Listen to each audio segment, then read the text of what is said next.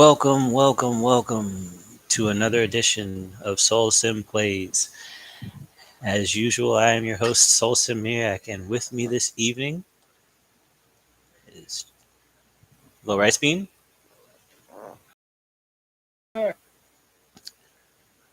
Chloe of the North, Hi everyone. Hope you're doing well. and Von Helgen. I'm in a tornado. My goodness. Uh, we are live for the first time working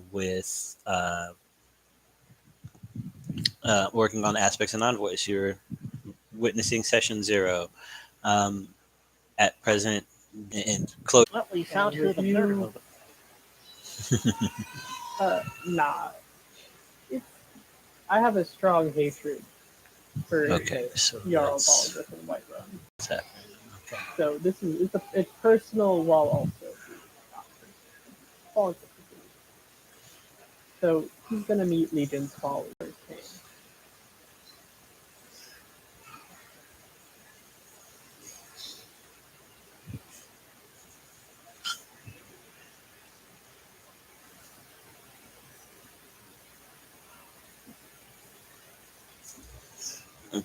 Oh yeah, but first, okay, here comes.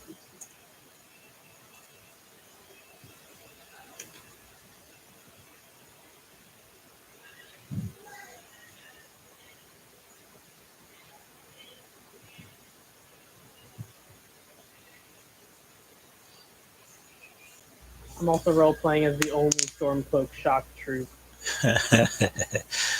I'm dual wielding heavy plate. I'm dual wielding war axes and heavy plate in the shape of a bear.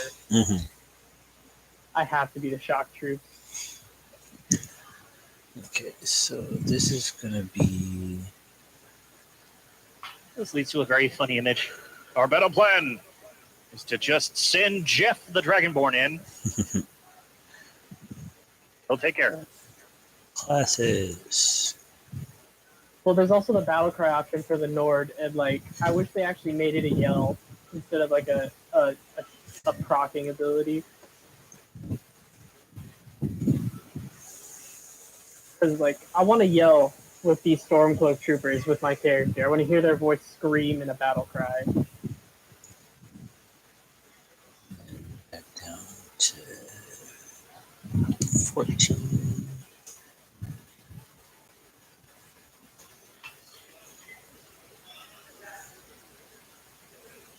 For Skyrim!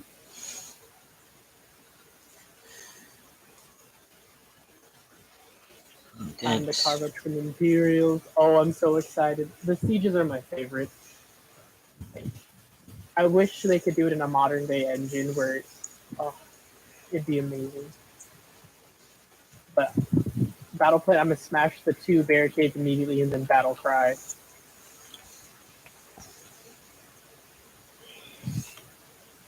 Oh yeah, I'm rushing the general. Gone. Enjoy the disarray. Okay, what are you trying to do?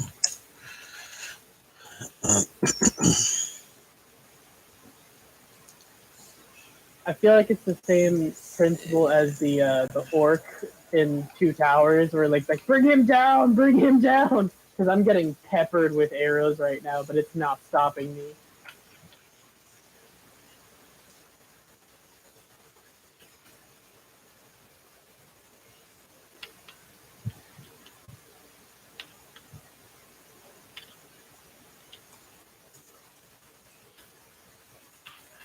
Unique.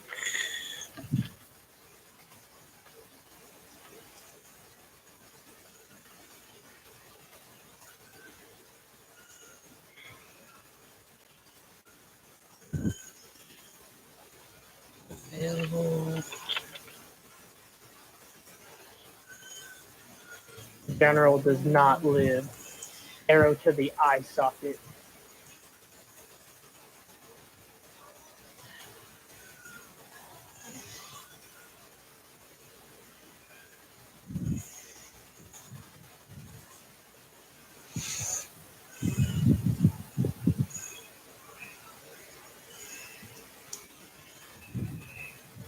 no retreat. You marched in and took away my religious freedom. I reserve the right to retreat to take away your retreat. Scorched earth.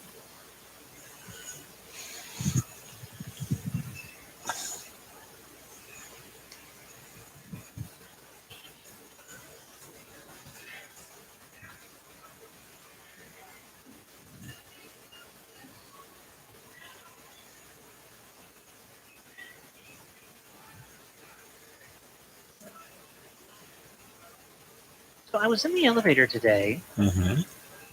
and in the elevator with me was a pair of movers from this local, and one of them was talking about how at one particular job that they did, they had somebody basically just refuse to pay once they completed the job.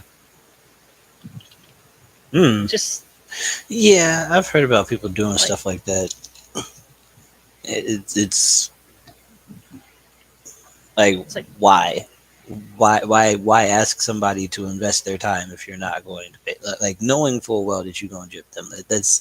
That isn't that is a evil act if ever well, there not were only one. that, you just had these guys spend upwards of at least half a day, if not a full day or longer, Mm-hmm.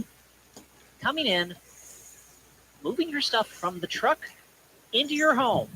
They know where all your valuable shit is because they helped you move it in. Mm-hmm. I think if there's one person you don't screw over, is you don't screw over the moving company because all they have to do is lean in quietly and go, "We know where you live," and Right. it's true. Foresight. Foresight. I'll call the cops. What you gonna call the cops? You Say, hey, I stiffed my movers and they threatened to rob me.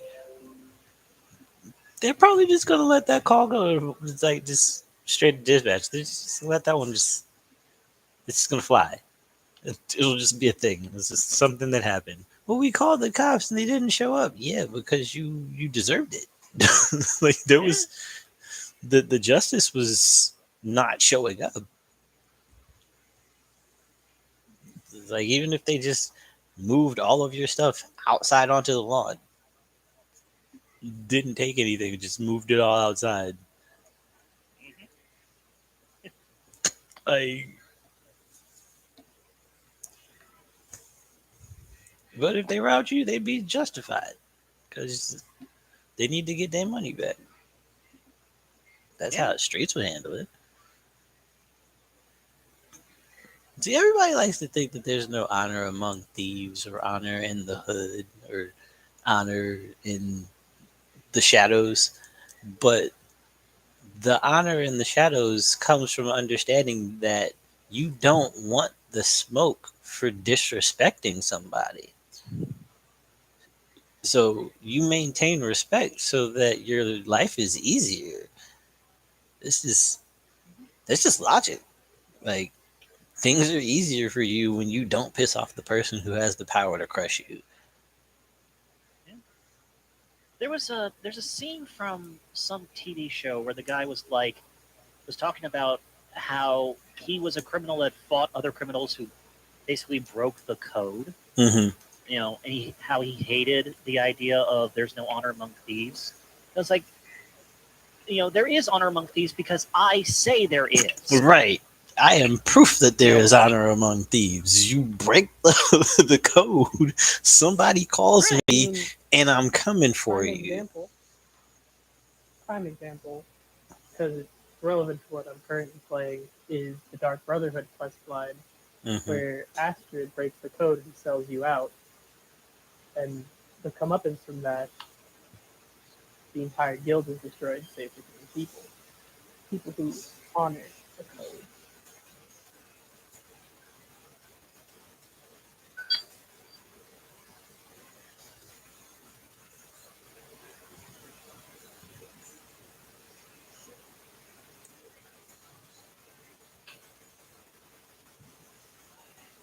Also, Thieves Guild quest too. Mercer Fresh. Hmm. first class is going to be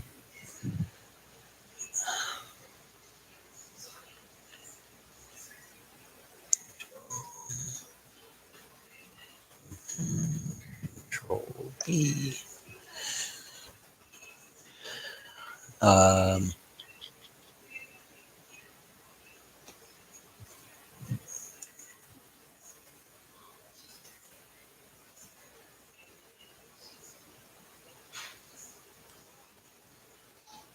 Rayloff, I killed every single person in the battle single-handedly. Gunweaver. You watched it.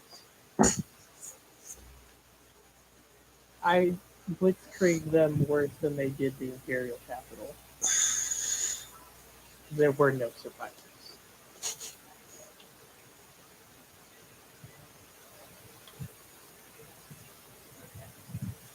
I'm gonna go ahead and underline this. Ow. Make sure my game don't break again. No.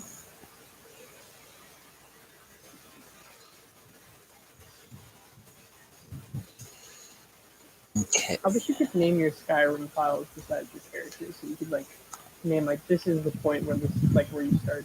You know, this is the Stormcloak quest line. Mm-hmm.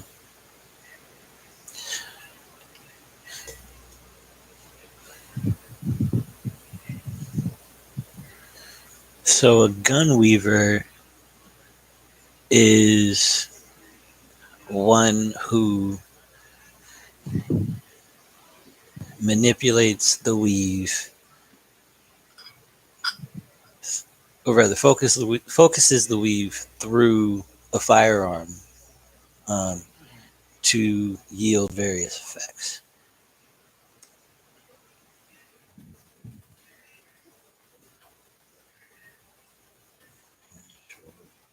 EU.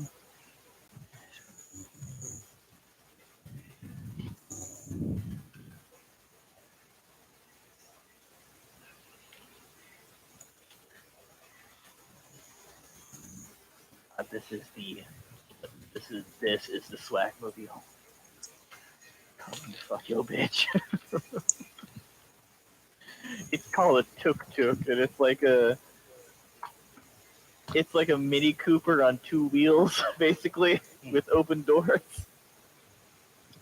There's three people in it. We both have rocket launchers.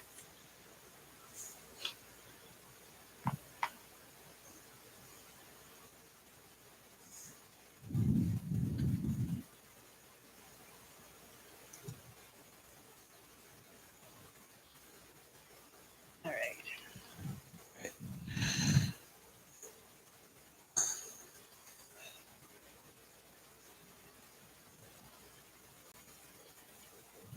Let's see. Actually, what's our party composition right now? We've got a. No one is going to be doing what you are capable of doing. We've got a warlock, a cleric, um, got a cleric. All right. yeah, Life mage. yes, a paladin, um, a bard, and whatever Bean is, which is a martial class, martial-ish. Let me think about it, Kareem. I might still stick with the rogue because it's we have support in terms of healing, but we don't. I mean, a gunweaver is a rogue archetype. Oh, you were gonna do as a rogue archetype. Yes. I was thinking of it as its own entire class. Yeah, I mean it is. Like it is. Hunter. Yeah, it is its own entire class. But the kind of like mindset that I'm going into it with is one of roguish influence, right? It's kind of like it's roguish roots with um, a fighting With a style focus focus, on right? With a fighting style focus and um, a supernatural uh, benefit to that enhanced focus, right? So depending on how the particular gunweaver applies their teachings, it can have a more um, psionic representation where they've learned their weapon to the point that they can make an astral manifestation or an astral version of whatever firearm they prefer to use, giving them that level, that degree of versatility. Or if they understand it as like, I weave spells into my ammunition, and uh, I have special firearms that are able to uh, funnel the magic. Like they use it as an arcane focus to replicate spell effects. Um, I'm or going to cast Mage Hand with what? My gun! No! right. So and then there are the more supernatural, like wanted, you know, people who are able to uh, tap into a supernatural state to do ridiculous gun tricks. I just shit myself. Well, then mayhaps you should go to the bathroom, sir. It was. Does everyone remember that scene of the orca in that shit movie where the orca jumps over someone, it's all slow motion, and the boy goes, "Wow!" Yeah, Free you Willy? remember that? Yeah, that scene. Mm-hmm. Yeah, whatever that's from. Imagine instead of an orca, it's an SUV with a minigun on top of it, and instead of saying "Wow," I shit myself. That's basically what happened. Hey. That was terrifying. Oh, there's a hole.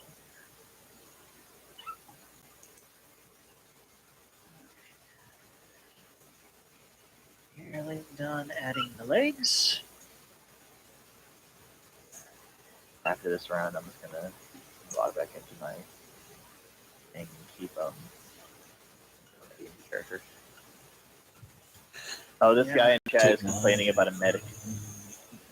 The guy who's playing medic. I wonder why. Wow. Because he was the only one of the I'm- entire fucking battlefield. No, there's a bunch of support characters. Walnut, you fucking get me up. Iconic Walnut, you lazy piece of shit. Iconic Walnut, I'm right here. Please, I'm going to die. And that's the whole time he's ignoring it. Wow. Remind me not to pick up Iconic Walnut shit. We're just gonna say advanced technology. We're using advanced weaponry. Weaponry.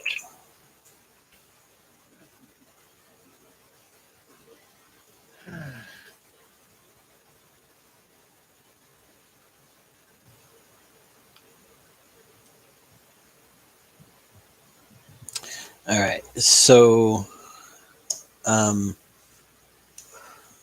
me do this real quick. Grab you. Swing you here. Yeah. And then grab this. Yeah. Let's see how many Okay. reses he has at the end of the game. Agreed. I'm curious about this now. And now I want Iconic Walnut to just like start hardcore carrying. Like by the end of the match, he has like 18,000 fucking healing points or something. Okay. But all of them, but none of them have been spent on that one guy that was really like, take me up! Okay. So. Although from Yeah, I've what never I've noticed, understood the the Iconic idea. Walnut isn't really doing anything. I've never understood the idea of people trying to be medic, medic, I need you, medic. It's like, you live or die if I say so, motherfucker. Yeah, but in this case, it was very clearly that Iconic Walnut was standing over his friend's dying corpse and did nothing about it. Mm. No. Maybe Yeah, there's it wasn't an like he was internal problem. asking the support. It wasn't like that he was calling for the one medic. It was that like you're, and also it is fine too, but like in 2042, everyone can pick up like anyone too. So realistically, it wasn't just the medic's fault. The medic can pick up people faster and give them buffs, but like this was very clearly that like medic not being focused on doing that. I feel like the best way to think about it, for since we have both played Apex, you know how people play Lifeline because she can pop out the healing drone, even though she has that amazing revive thing. But people will pick her not to play support. They will pick her because she can heal herself. The support is the same way in this game. They can heal themselves really well, but they can also heal people better, but they never do it. Like, I gotta save all these stim packs for me. That's pretty much what it is. I was going through Soviet Womble's old videos, and like during one particular Arma game, there was one person who had like 77 doses of morphine on him. It's just like, why? Why do you have an entire platoon's worth of morphine on you? You've been selling this to locals. I haven't watched Soviet Womble in years. I should really do that. Okay, so quick question. Yes. Gunweaver, full cast or half caster? I win.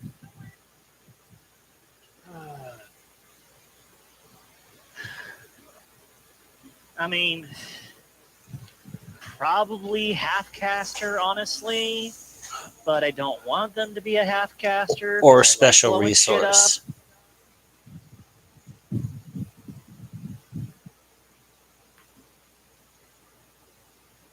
It makes sense to be a half caster. Half caster. Half caster. What's your vote on Bean? For what? Gunweaver. Sorry, you broke up one more time. Gunweaver. Gunweaver? Yes. On what? Should it be a full caster or a half caster? Right. Half caster. Half caster. Yeah, they're already doing DPS in a similar class that would be comparable to Artificer.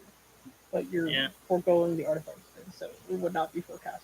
Otherwise, well, there's that. There's also the fact that you also have the Eldritch Knight as a template to go against, and Eldritch Knights are half casters. You also got Warlocks. Yeah, Warlocks. Yeah. I was also just gonna say, for like to make it make sense as well, that like I assume the Gunweaver is just based on the half conversation I heard earlier. It's loosely based off of Gene Starwind with his caster gun or something, right? Correct for 10 points. That's yeah. actually, Like, fuck it. I'm gonna give you 25 points for that. I've been trying to build an Outlaw Star class for 20 years. Yeah, I love Outlaw Star. I like, even though I know they would fuck it up, but like I want them to make like more.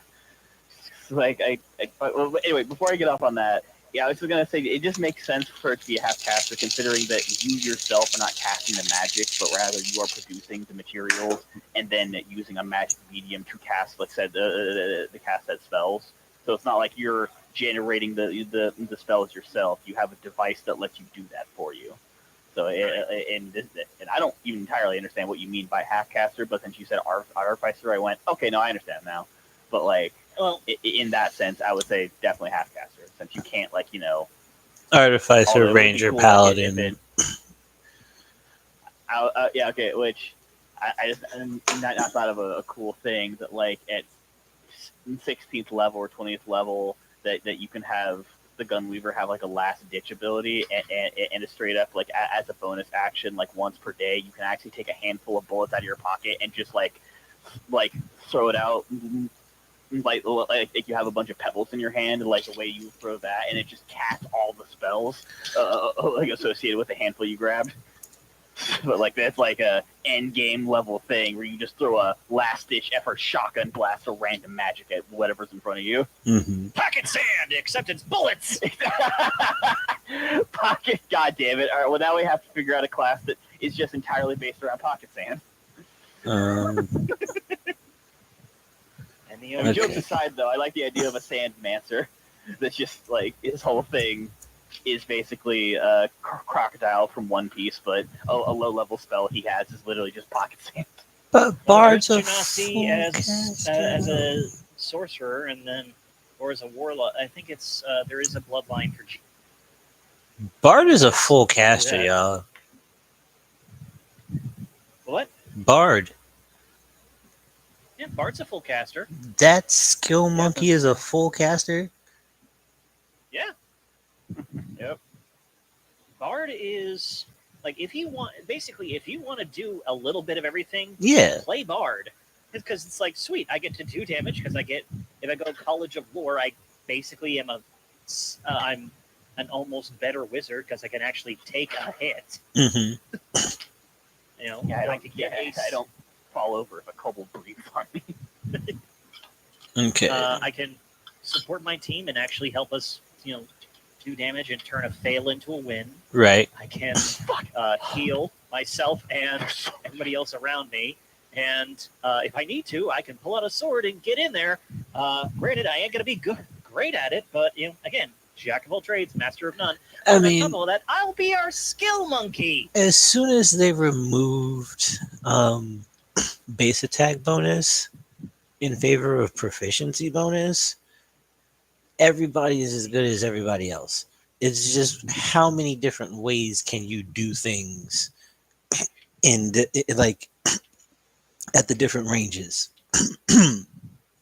How many different melee attacks do you have? How many different mid-range attacks do you have? How many long-range attacks do you have? Because everybody's proficiency bonus is the same now. Like if you are proficient with a weapon that does the same amount of damage as the fighter, ain't nothing stopping you from being as effective as they are in close quarters. It's just when you want to cast a spell, typically speaking, you're going to put yourself in danger unless you're able to cast defensively, which is why warlocks are able to keep pace, even though nobody really plays them that way. They're able to keep pace with a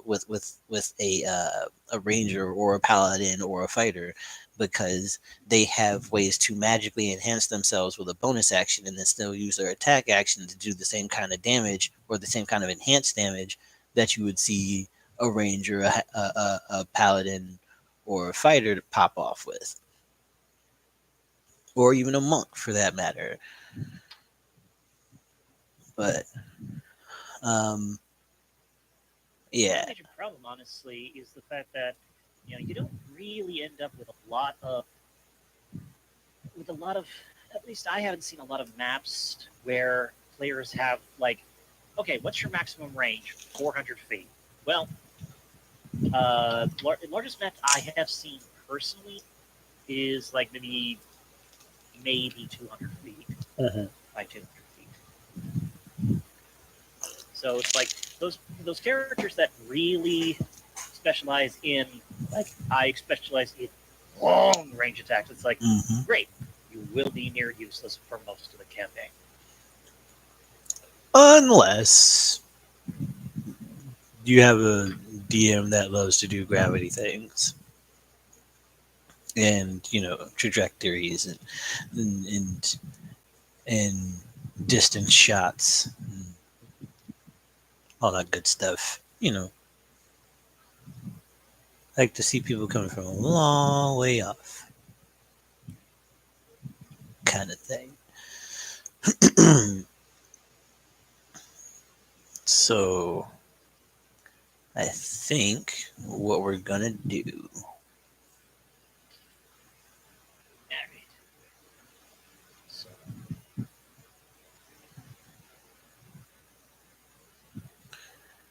is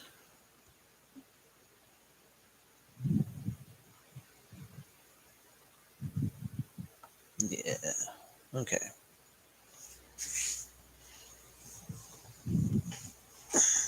All right, so real quick, Chloe, what exactly do you see the like your subclass of the gun weaver doing? um,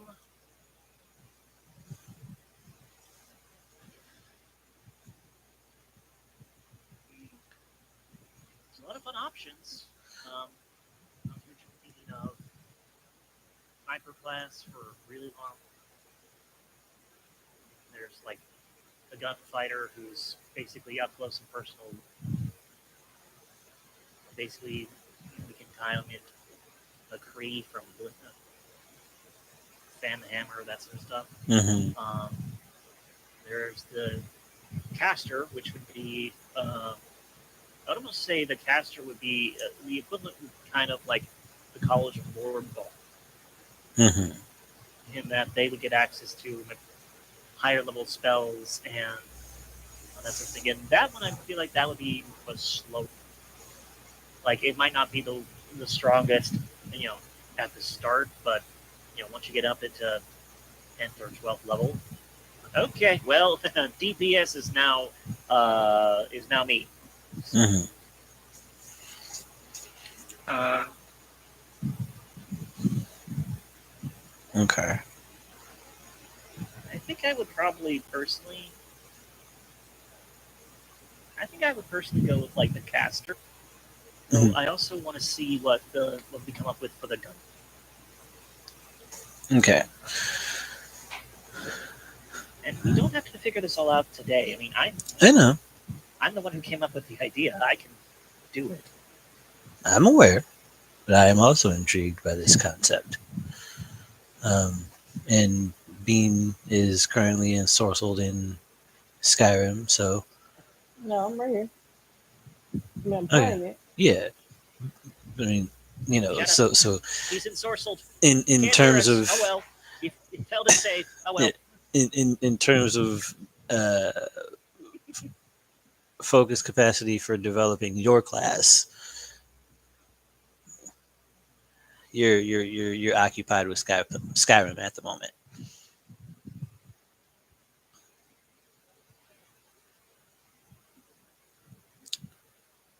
Yeah, so I'm just looking at stuff. All right, 1, 2, 3. Okay.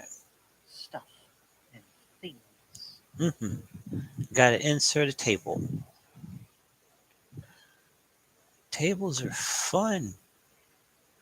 Crap, he's pulling out the tables. Run!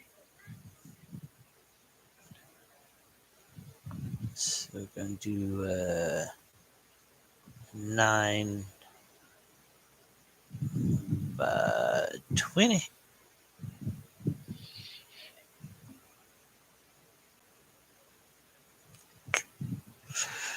Oh, Brian, my OCD. Gotta do 10. 10 by 20. 10 by 20. We're gonna figure this out. So,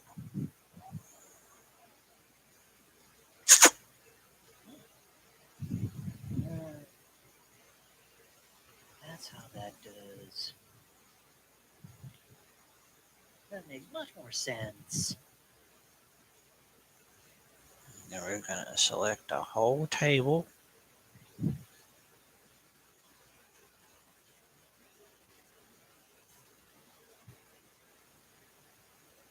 My goodness, my goodness. Meow, meow. Right. Do it a little bit lower. Okay. Yeah, because these don't need to be that big. Okay. Got this all on a single page. Yes, sir. Yes, sir. We do. All right. So we're gonna go level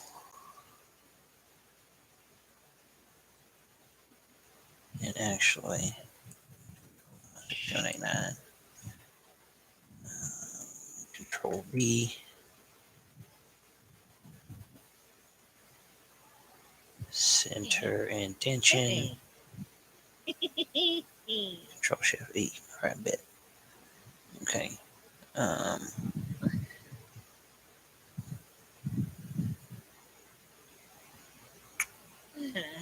No, just gonna be small. It can stay small. That's fine. Mac, drive down here and help me build this couch. Please. Crap, we lost it. Efficiency Mm, bonus.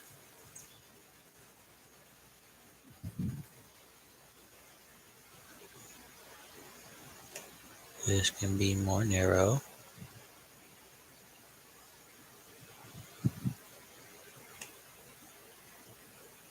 Just a wee bit more. Alright, that does it for that.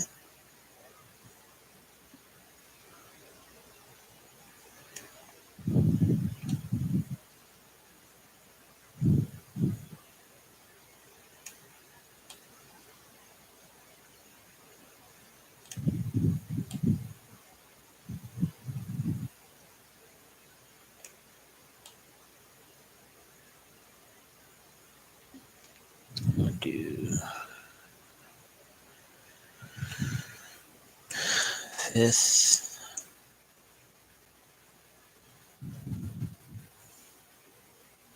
Fourth. Third, second, first.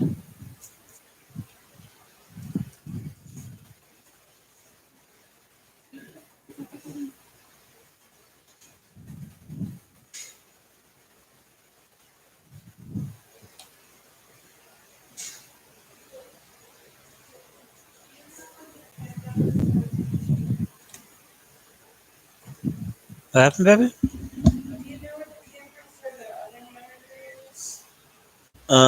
Here we go. It works. Um, Yes. no, not you guys. G's asking me a question. Um, Oh, oh no, please. Oh no, I didn't do it wrong. Thank God.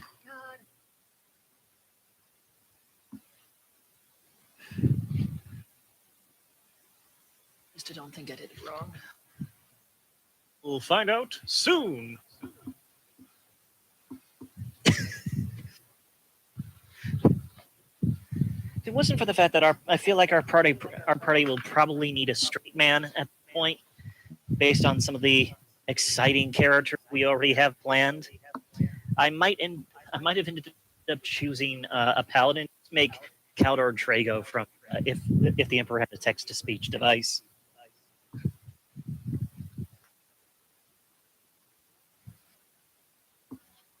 Have you ever had a tangerine? Would you like to try one? As he's charging into battle against demons.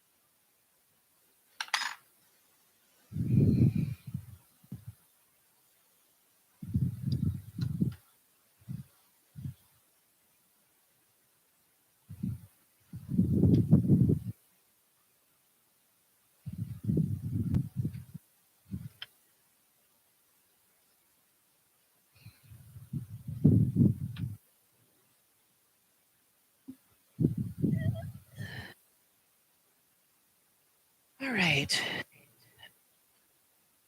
So that's nearly done.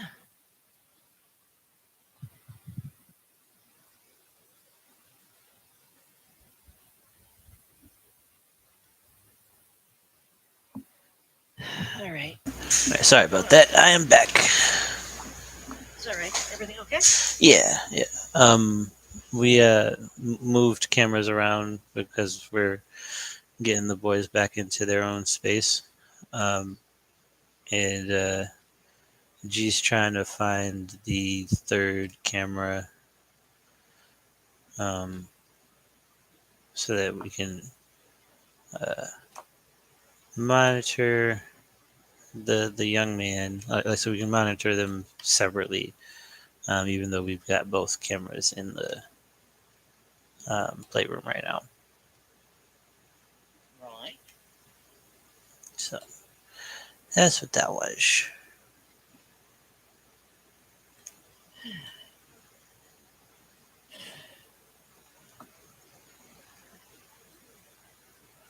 Okay, so while you're a half caster, I don't want you to think you're gonna be like short on spells. Well, actually, I've got an idea. Do we want to basically make him make this class a half caster, basically in theory? Yes. But the idea is that this person effectively uses spell slots not so much to actually cast spells, though they have the capacity to do that. Mm-hmm. They can instead just basically cash in spells kind of like a paladin Mm-hmm. for just additional damage. But they have the utility of, basically they're a ranged paladin in a way. Right. Okay. So It's an idea. okay. Um, If you think differently, feel free to let me know. let's see.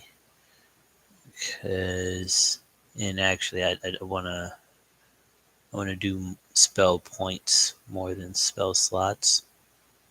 Um, So we're already on that track anyway. right. So it'd So be easier just to work with spell slots for the time, and then we can do the math to convert them into spell points later. mm-hmm. And the thing is, we do want this to be compatible with 5e, so we already have the skeleton for half-caster anyway. Yeah. I mean, there are spell point classes, uh, technically speaking. Man, psionics. Like the mystic for psionics was, their spell point progression was stalled, stupid for no reason. Um, like I really do feel like Wizard doesn't have like, or rather, they have too much of a focus on the concept of balance that they've removed any potential for flavor beyond how you want to talk about it for the variance in their classes. So you have to also keep in mind they're trying to make their tabletop role-playing game as mass market appealable as possible. So Jeff, the 30-year veteran, can play just as much as little Timmy, who's just starting out. But building to both of those people is very difficult. I do think that Pathfinder does a pretty decent job because it gives the veterans a little bunch of like. I would argue, I would actually make the argument of too many options. Mm-hmm. Like if you want to go heavy into character creation, you can spend easily an entire year just making one character and choices. Yeah. I mean, there's over 200 feats. There's probably over 500 feats now I think about it. Granted, they're not like, this is going to fundamentally change my character. It's like, okay, in this particular situation, when the moon's full and I have a crossbow in my left hand and a purple dildo bat in my right, and I get plus 1 to damage on Tuesday.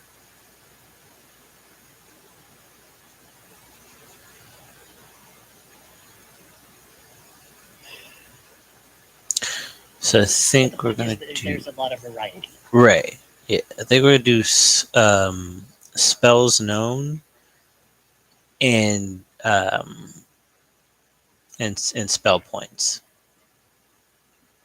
So Because the way I was seeing it was basically uh, the caster might be able to might focus more on actually like straight up casting spell, hmm but doing so through the gun, whereas the gun's slinger and the sniper might make more of using the spell points to augment their damage and basically enchant their bullets. okay. So spell points and spell slots. I'm good with Kinda, that.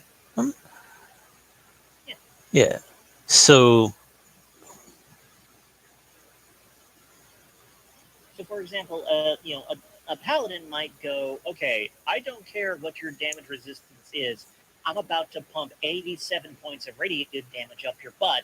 That's going to mhm, kill you whether you're immune, whether you're resistant to it or not. A gunslinger is going to go, okay, so my enemy is probably weak to fire, so I'll enchant my bullet to make my next shot fire damage. Uh, so that'll and because of the fact that it's weak to it, that'll deal as much damage as the 87 from the paladin, mhm, or at least comparable. okay. That was what I was sort of Right. thinking. So And with that, my couch is complete. I think we're gonna do and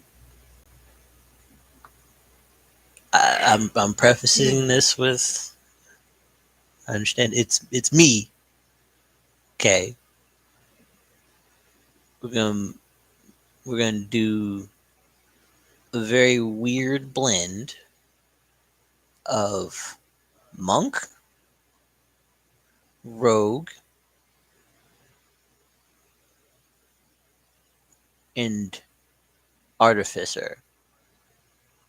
Right, but the artificer is gonna be hyper focused on firearms.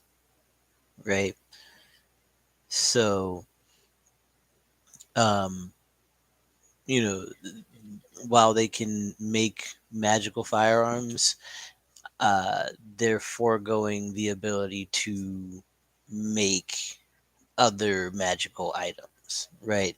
They can do magical arms, they can do magical ammunition, um, and they have a certain amount of mana or yeah, they have a certain amount of Arcane energy. arcane energy that they can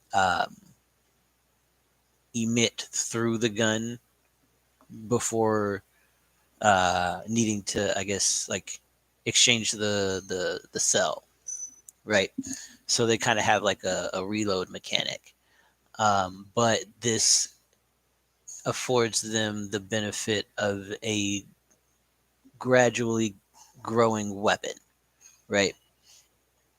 It's a weapon that improves with them because they're able to modify it in specific ways, and then they also have the ability to slot in a spell chamber, right?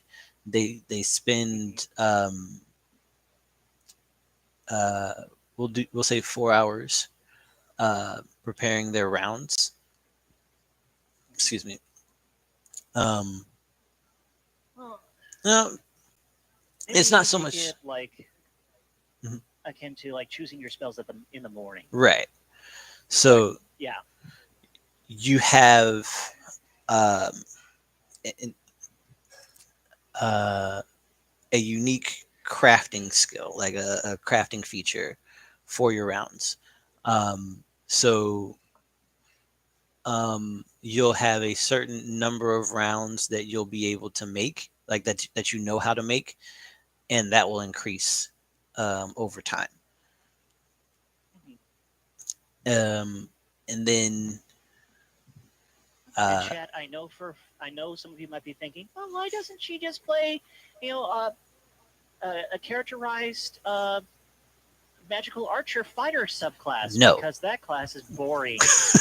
No, I You don't only ever like get that. 2 shots per short rest. I think it's 2 shots per long rest. Yeah, yeah, and we don't do that stuff over here. If That's there's a class that needs if there's a subclass in fighter that needs that, needs a buff, it's probably that. so we're gonna go. Actually, probably the with- lancer, mostly because like you can't exactly fit a horse down a hallway. We're gonna go with. We're gonna remove 2 columns.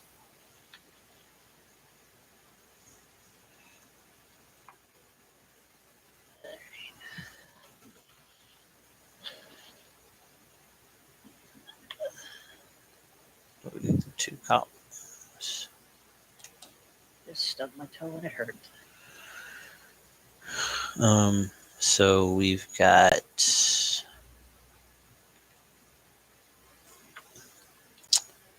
enhanced arms.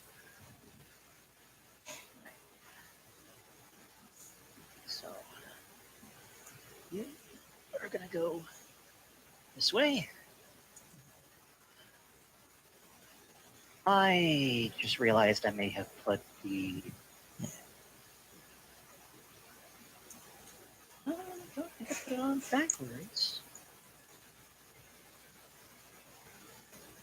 I put it on backwards.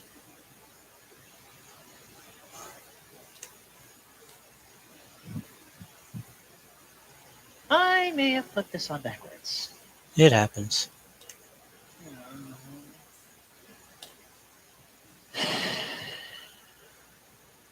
Damn it.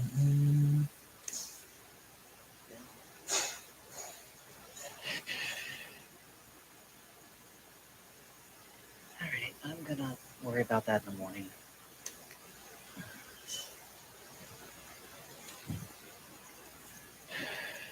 Spells. I'm just happy that I officially have a couch in my apartment. Means I have something that people can crash on. I can have guests over. Hooray!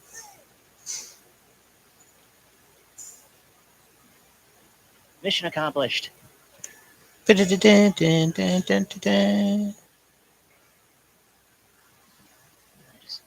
Congratulations! Yes, I just need to actually rebuild it tomorrow a little bit. All right, gonna go off mic for just a second. Hello? Yo, yo, yo. Okay, now it's working. Right? You can hear me? Yeah, we can hear you. Okay. Like, I think I was talking earlier about my mic was working. Okay, so enhanced arms, spells known, trick shots.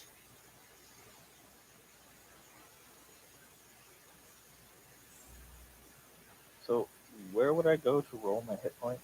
Because You can either do it in Roll20 chat or you can do it on the Discord chat.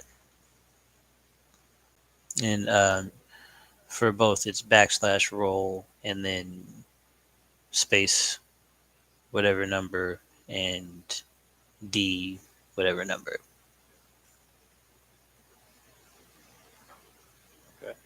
and we're starting at level 5. 5. So you roll 4 So then, because your first level is maximized, so you automatically get full, like your total hit points, your max hit points for first level.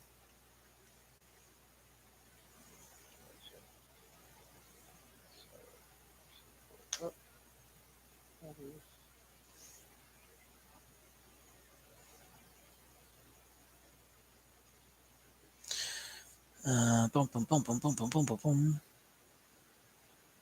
I guess I'll just do it in the actual campaign chat. Slash roll, right? Mm-hmm. Then this is Base. Yeah, and 4d8. No, 4d12. Sorry. Or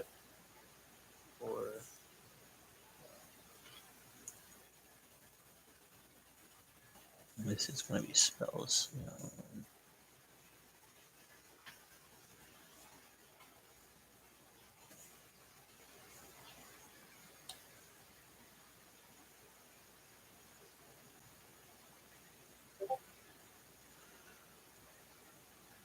does that look right? Hold on. Shots. It said blam. Boom, boom, boom, boom, boom. You did it in campaign chat or aspects, not voice campaign chat? Yeah. Okay. Yeah, so you got 3, 4, 2, 9. Reroll that. Really? Mm-hmm.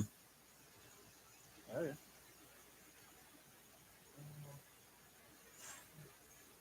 No. Wait, yeah.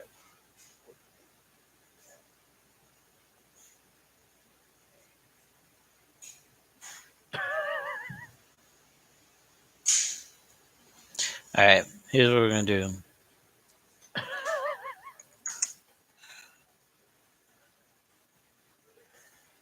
Oh, it turns out Discord hates me.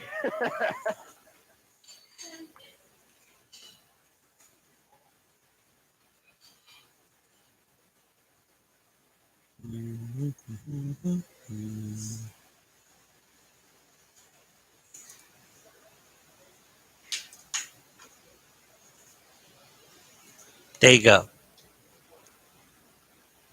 Now What did add. you do? I rerolled anything less than 4. Okay. Um. So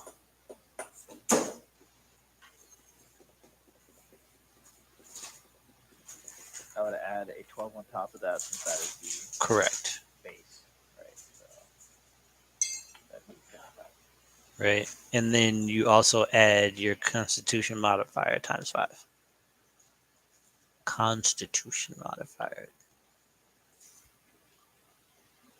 So just the Constitution modifier, right? Yeah, the modifier.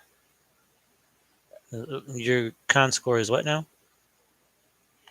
No, it's being boosted by my racial thing. It's 16. 16. Okay, so yeah, that would be 15. An extra 15 you hit points.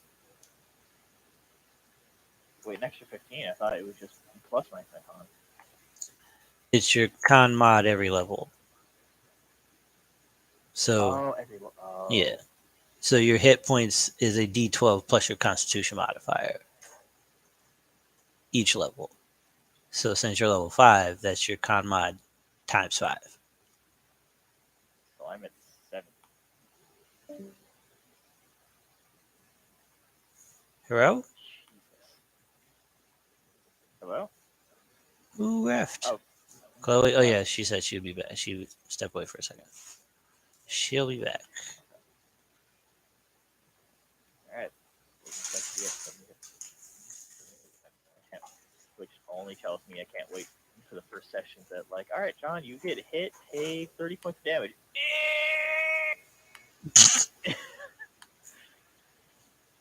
Damn it, now you just skill up. A goblin breathes on you the wrong way, take 80 damage.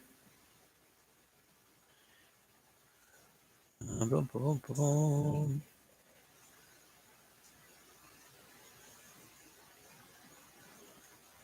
So you put light speed on with the Asimar. Yes, you got wings. You ain't noticed that? No. Especially because in the 5e tools, it said nothing about Asimar having wings. Yeah, because it says that the Asimar can manifest their wings for a minute a day, which I thought was flipping stupid. So things changed. So I can manifest my wings whenever I want, but I have Yes. a flight speed of 40. Yes, because you have a movement speed of 40. Okay. There's a whole bunch of changes to what 5e tells you your race is capable of that That you detailed. took a fat hairy dump all over and just was like, "We're doing my thing." Right, exactly, because that's what we're doing. My thing. it's Yeah. not Wizard's thing. We're doing my thing.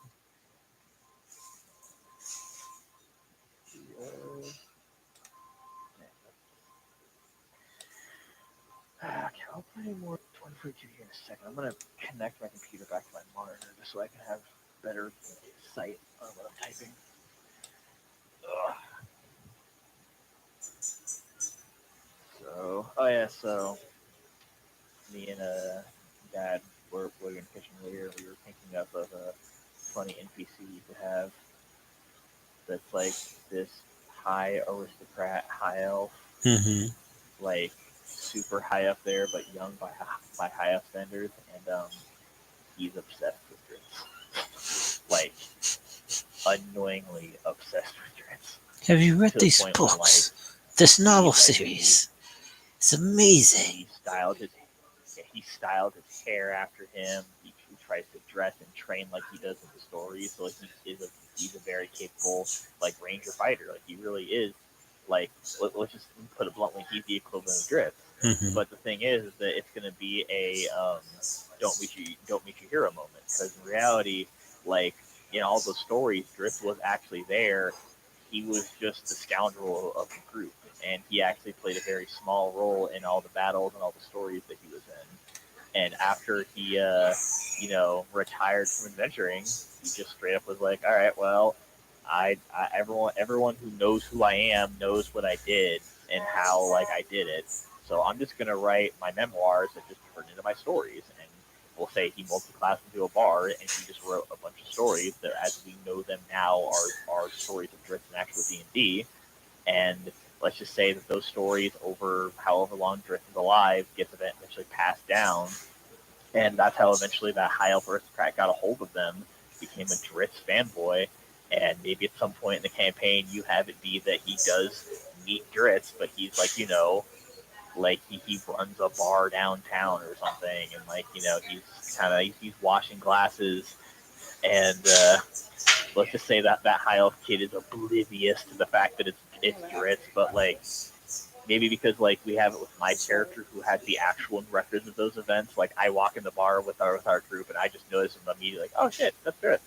And it's but obviously that kid doesn't believe me or anything. I just kind of let it drop, and then that's how I find out the truth about like, oh, he just became a bartender after fucking all of his years of adventuring. He wrote all those stories that sold lots of copies, so he was able to buy his own bar,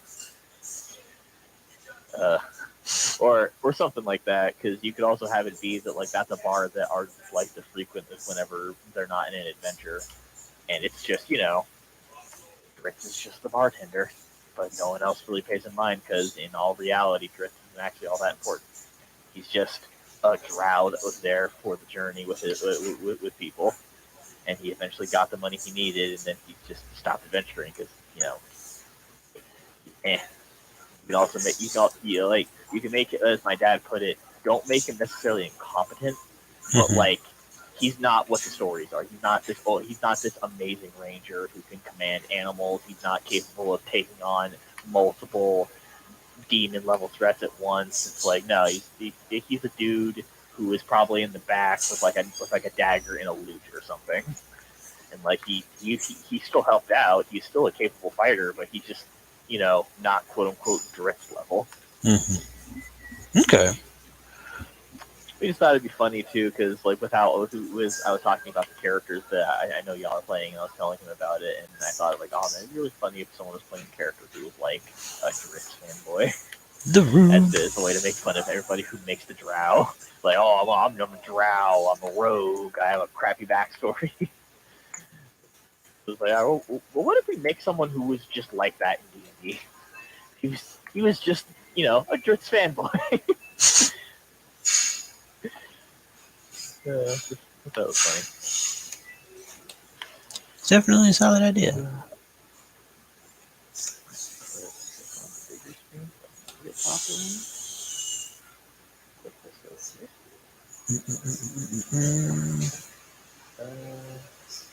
I'll let you read the rest of these abilities.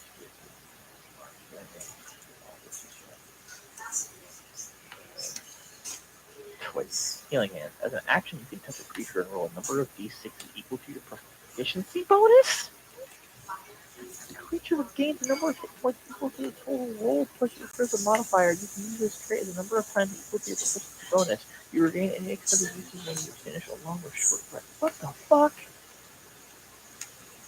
Wait, so for me right now, that's 66s plus a 7 to the healing, Mm-hmm. and I get uh 6 uses of it pretty much after every short or long rest. Mm-hmm. So I like that alone puts me into a like easily cleric level of healing whenever we need it. Yeah, and the other cleric is also an Asmar, so you know.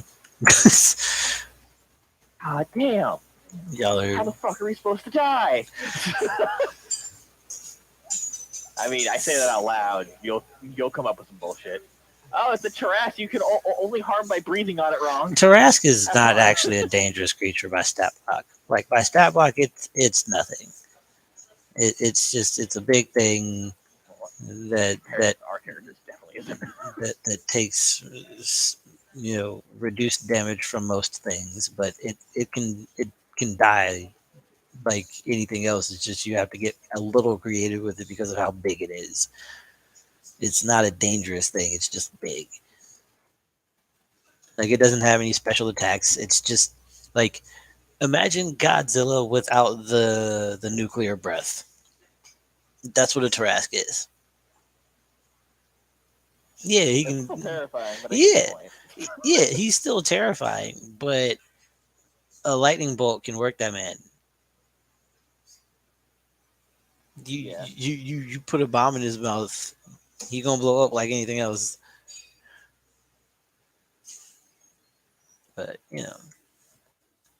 it's just like and I get it because like for the longest time the Tarrasque was the thing that nobody ever wanted to see in a campaign or hear about in a campaign. Like, oh, I don't want to know that there's a Tarrasque in the session in the setting because that means like there's a whole lot of like that's a bad battle, man. That's a bad battle. Like that's a TPK. If you plan for it, it's kind of it's a little annoying, but you can do it. Is there a casting time for healing hands? Because even though I know we're not using the spell slot system, but I'm still It's an like action. on the page, like I'm putting it in the spell slot pages, so I have a place where all my spells go. So lay on So hands, I believe, is just an action. so healing hands is just Oh wait, no, the healing hand is just a spell. I'm better sorry. version of like the Asimar ability. Yeah, healing hands as the spell. Healing hands. I'm basically just trying to put this into its little not algorithm, but like part on my page. So that's a good point. I actually just looked it up. I'm sorry. No, you good. You good. Cause hold on, let me look at the document. I gotta scroll up. That's right. What page are you on? I believe it's 15 15. for. Are you talking about Aspects and Envoys? Yeah. Yeah. 15. Healing hands. Okay. Range is just touch. Yeah, as an action. Yeah, it's an action. Oh, as an action, you're Yeah. right. So there isn't like a number of rounds that have to go by until it goes off. No, it's just you touch somebody and you do it. Like it's like, hey, heal yourself. range, touching. Target is whoever the fuck. Hmm. Hey, buddy, feel better. Whoever. Uh, That's what healing hands does. components. My ass. None. There are no components.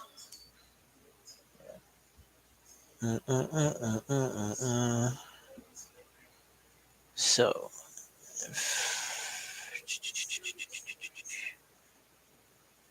18. We gotta add one more row.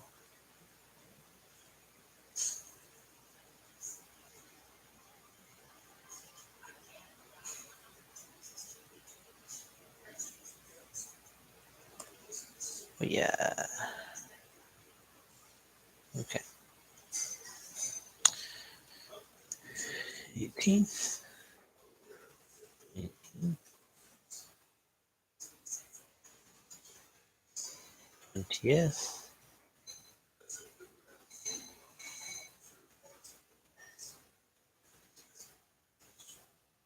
Center alignment.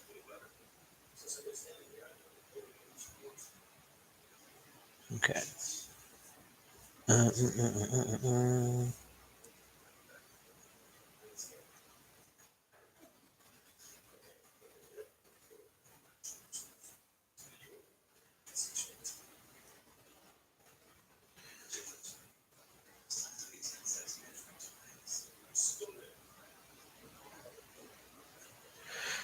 Okay.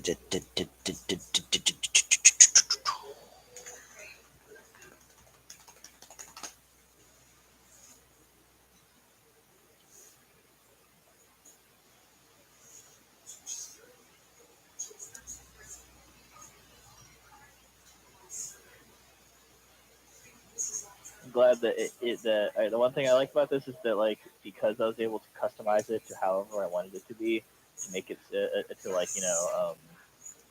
type in wherever I was going to. Mm-hmm.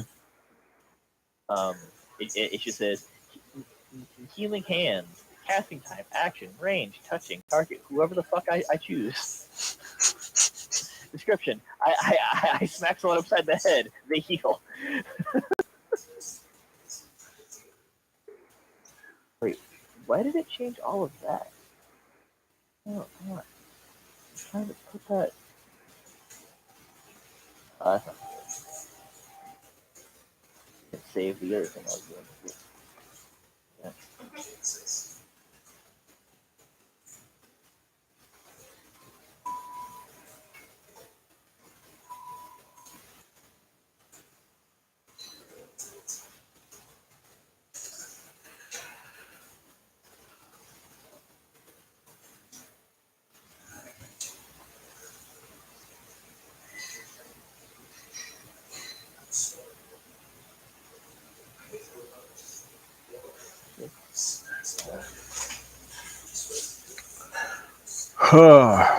Okay. I need to see firearm. Chloe has returned. I just realized that Destin was in the party because I don't think he knows we're in Discord.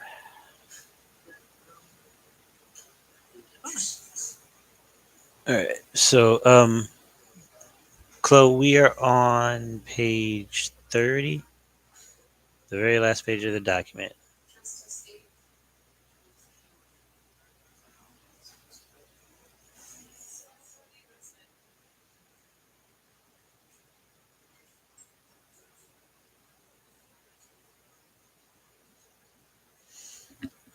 Uh.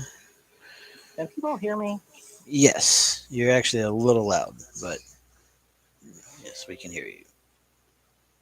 Okay, for some reason it's not letting me jump over from Discord.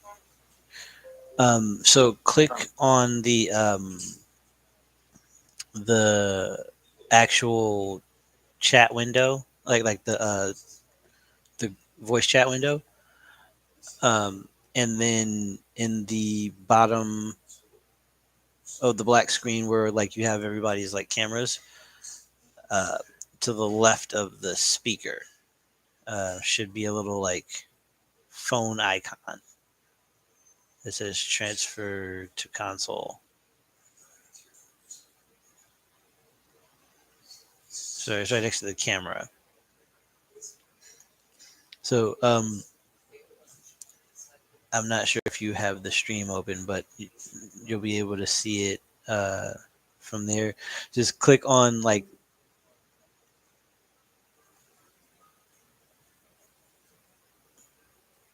Oh, she kind of actually has to I, come back.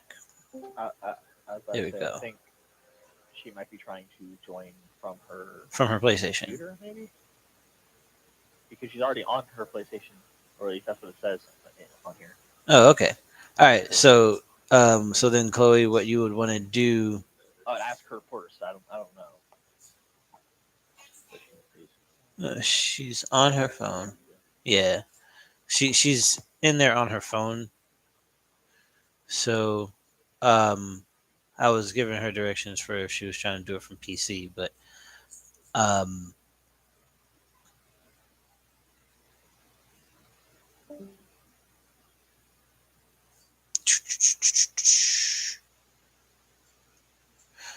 she will be back and we will get her squared. But in the meantime, we are going to put. Yeah, because there's martial arts, small weapons, and armored defense. Alright, well, I'm now on my computer. Okay, so from your computer, um, are you like you have campaign chat highlighted, correct? And you can see like the little everybody's icons with their uh, the green borders when they're talking.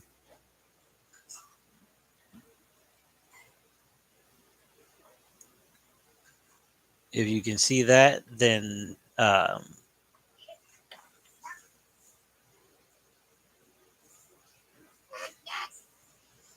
ma'am, are you okay?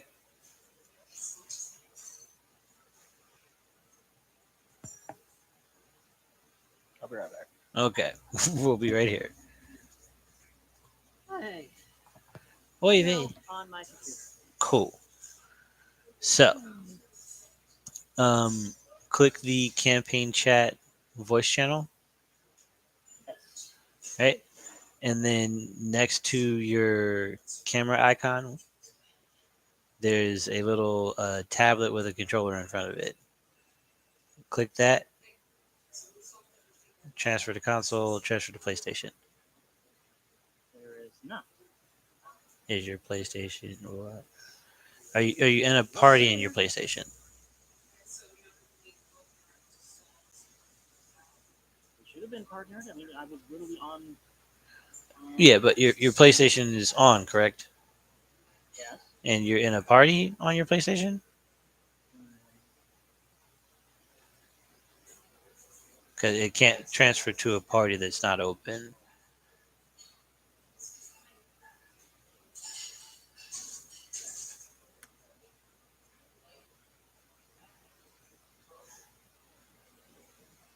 Mhm. Oh no!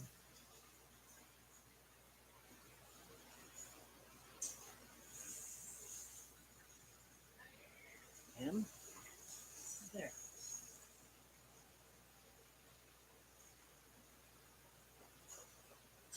Missions.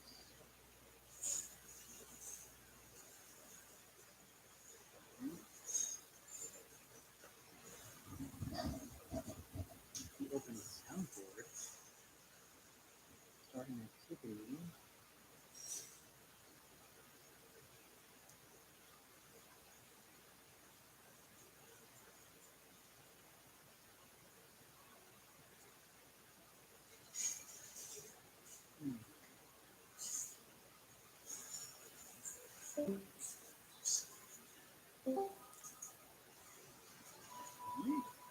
Yo yo, did it work? No. Still on my computer. See, open chat, create event, or edit channel.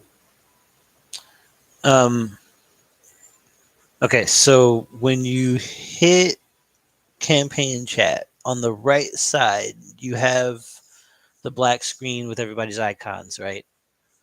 Right. Okay. And then when you hover at the bottom, you have share your screen, microphone, Oh, disconnect. there it is. I see it. Yeah.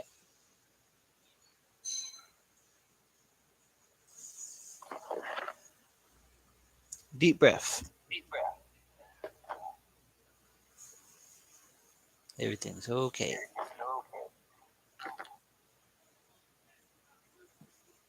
we now? Can you hear me? Yes. Ah, thank them. Thank the Lord. Thank the maker. Took a. You know what? I'm too tired to come up with an analogy. Okay, so I think I figured out how we're going to name these things. Um, because the Gunweaver is a rogue caster.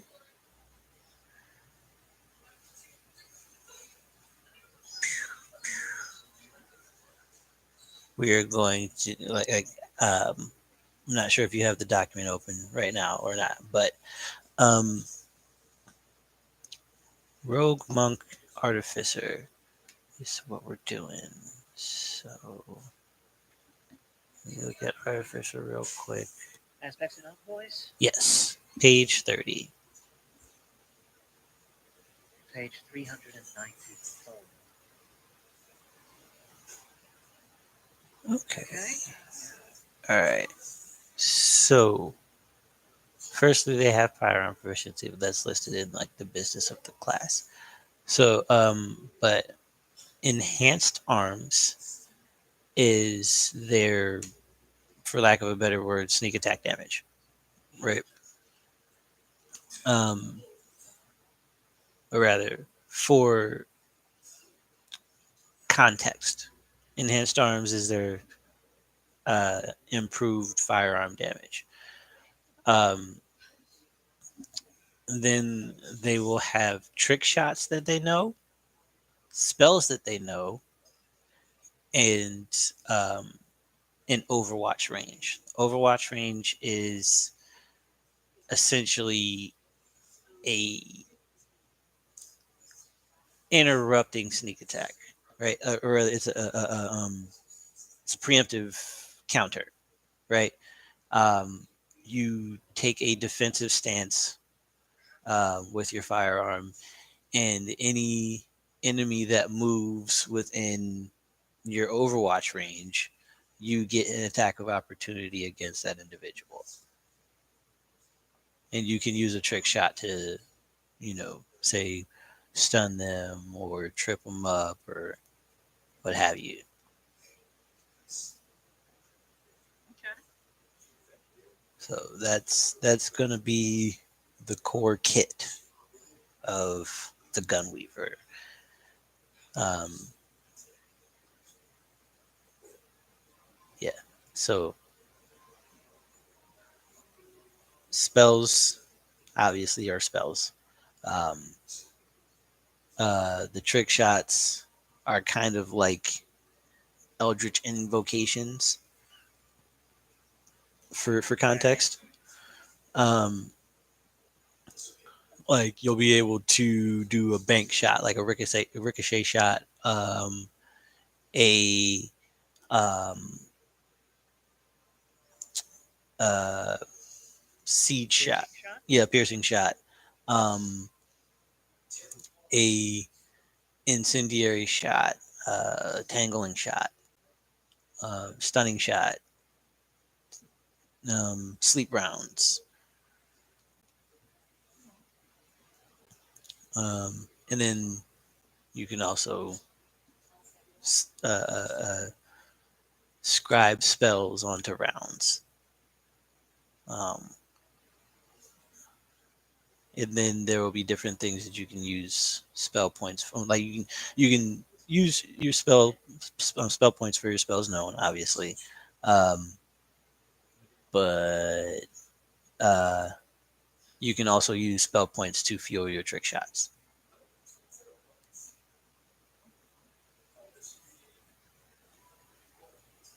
Okay, so I'm thinking enhanced arms is a first level feature. Um, and um, tool expertise. Do we want to start with trick shots or Overwatch, or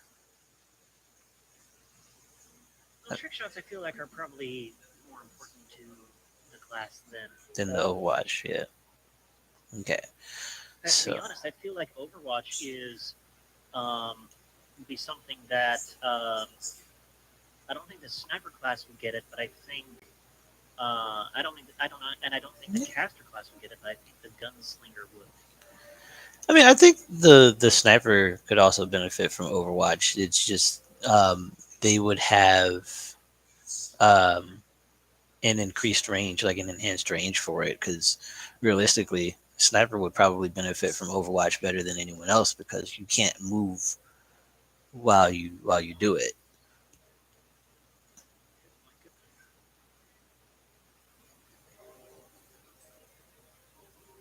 Uh, I know this is this already technically rule under 5E8? Did it?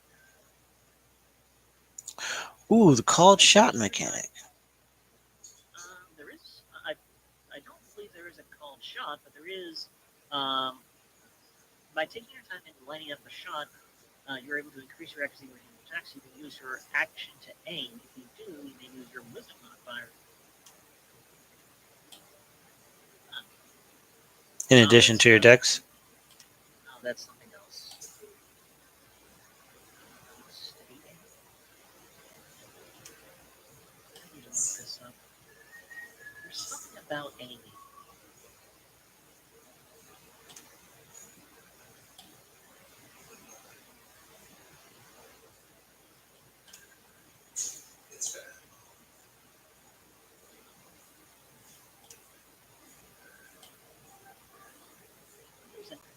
Right, the rogue has it.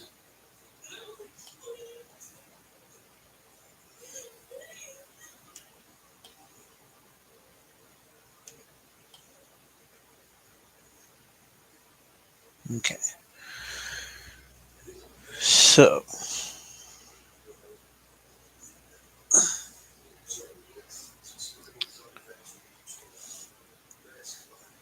we've got enhanced. Yeah, okay. At third level, as a bonus action, you can give yourself advantage on your next attack roll. During the turn, you can use this bonus action. You haven't really during this turn, and after you use the bonus action, you need, your speed is 0 until the end of the current turn.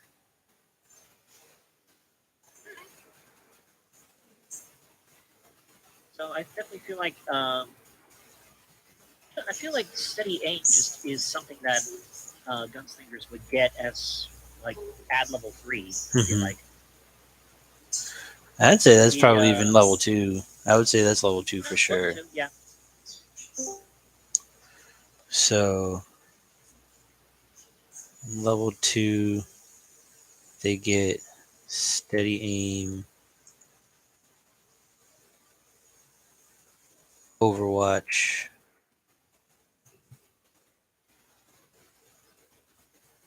and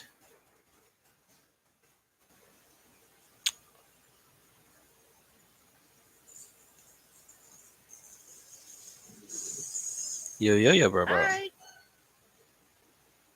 Um, Missed you. get gun How was your day? expertise. Good enough to where I didn't feel like firing a Discord today. Not good. Not good. Uh, personally, I blame Batman. No, I blame the fucking crackhead that came in the store talking shit today. What the fuck? This black girl, I don't know what her deal was or whatever dose of reality her friend gave her to where she was pissed off, but she decides to start going off on one of our older sales girls, Mhm. named Shirley, who is one of my favorite people because she's so nice. And then, of course, I have to ring the bitch up, so I'm like, I have to fight my urge to bounce her head off the fucking counter. Like literally, like she was that kind of person where, like, if you ever wanted a case to be like, every now and then you gotta punch her in the throat, she'd be the fucking mascot. Mm. Well, there are definitely some people out there that occasionally just need a good punching in the face, just to like Steady. check yourself. A couple of people out there need to get a throat slit. That's what they fucking need.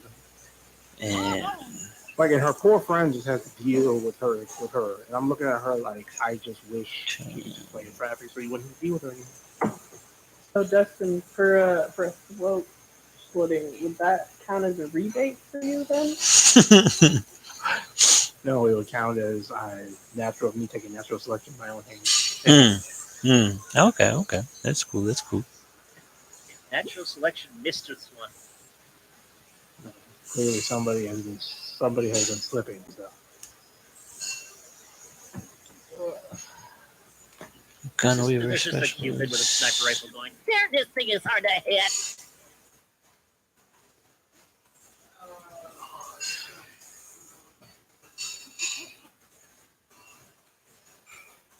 Like literally, I would How rather do you be want us subjected Hmm? to a lifetime of Overwatch with Caleb than fucking dealing with this bitch. Like, Well, she did we that are thing. streaming. She did that thing, and Kareem, you know Mhm. you do this. She did that thing where when she doesn't like somebody, she is extremely uncomfortably nice to everybody else around her. Hmm. Yeah, she did that thing. Oh my god! And of course, she's not paying attention because I guess she only wanted a couple of things out of like the 10 or 15 she got. Wasn't paying attention. Her total comes up to like 40 something. She starts snipping at me, but keeps making the comment of, look, it's not you. It's just golden girls back there. And like I wanted to bounce my scanner off her crooked teeth. Because I'm like, Well, hey. no, like you're like why didn't your mother stick you or swallow you or something? Not the swallows. So that's bad for your health, at Mm-hmm. least in her case. Magic item adept. You like poison, bro. Well, hey, tough it out for the sake of the rest of us. You can attune up to 4 magic items at once. Okay. And it was Spell so tokens. annoying because I had such a good experience not 20 minutes earlier and literally made the quote, nothing can mess up this day. This is going to be fantastic. And then Oh, you fucked yourself. actually, no, Mhm. not even, she didn't even walk in. She'd been in there for hours and just been sitting in the furniture section, talking with her friend, or in other words, making her friend endure from a consistent mistake in her life. Oh, she was waiting for you then, is what you're saying. Oh no, she was just so whatever they were talking about. Because I caught like little glimpses of it here and there. It was about some dude, I don't know. But whatever it was, by the time it was over, she was clearly in that state of mind where she was just looking for somebody to pick a fight with. And of course, she picks the older white woman, not realizing freaking Shirley is a closet gangster. Like Shirley's that kind of older white woman where she looks like she got one good ass whooping left in her and she's saving it. Mm-hmm. Sonny, listen It's a here. bonus I action. might have grown up during the Great Depression, but I still kick your ass from here to Timbuktu. Oh yeah, kind of. What I'm thinking about, I almost forgot. I'm going to buy that game a way out. So if you still want to play, just let me know.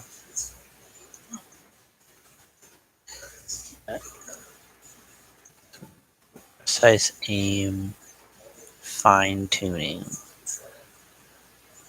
Now we're gun kata.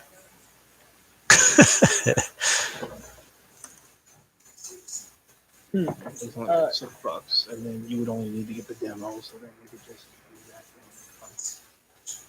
Corinne, how did you want to roll stats? There's an array. You want to do it on roll? You wanted to do on roll 20? There's an array. Sorry, not on my screen. um, there are 4 options for your array. Everybody's pretty much picked the same option, but I wanted to give people options. So Yeah. uh, I shall read off the arrays for you, and you tell me which one you want. Okay. Array number 1: Okay. 14, 16, 18, 18, 20, 20. Array number 2: 15, 15, 16, 17, 19, 20. Array number 3: 12, 14, 15, 16, 18, 20. Array number 4: I'm, ass- 14, 15, 16, 18, 19, 19. I'm assuming people either went with the first one or the last one. The first one. That's what I thought. Yeah, yeah. I'll go with the last one. Okay. So 14, 15, 16, 18, 19, 19.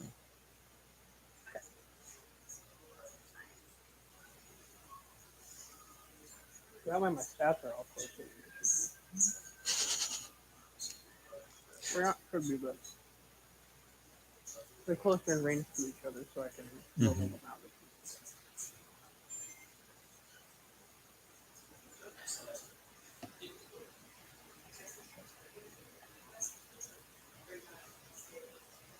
Okay. Boom, boom, boom. And then with the array as well, the stat boost on the page with the races we choose, that's automatically added, or is that a Correct. That you have to plug that in, but um, that's not accounted for in the array. So So I'll put that in range. right.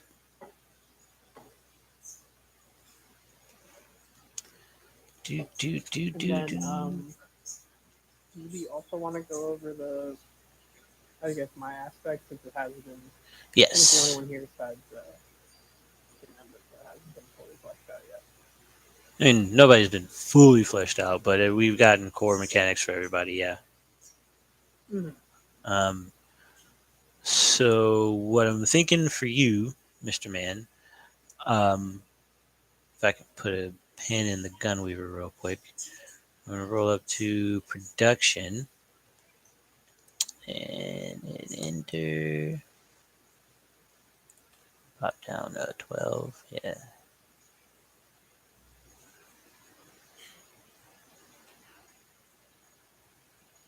No. Okay.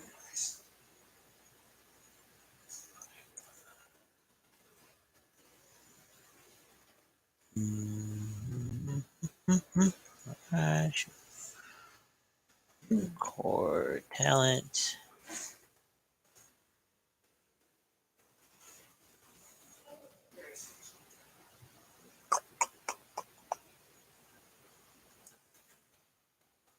Soul of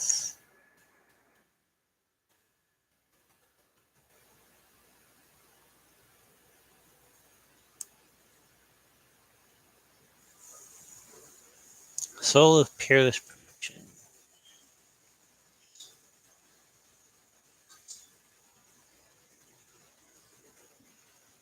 Okay, so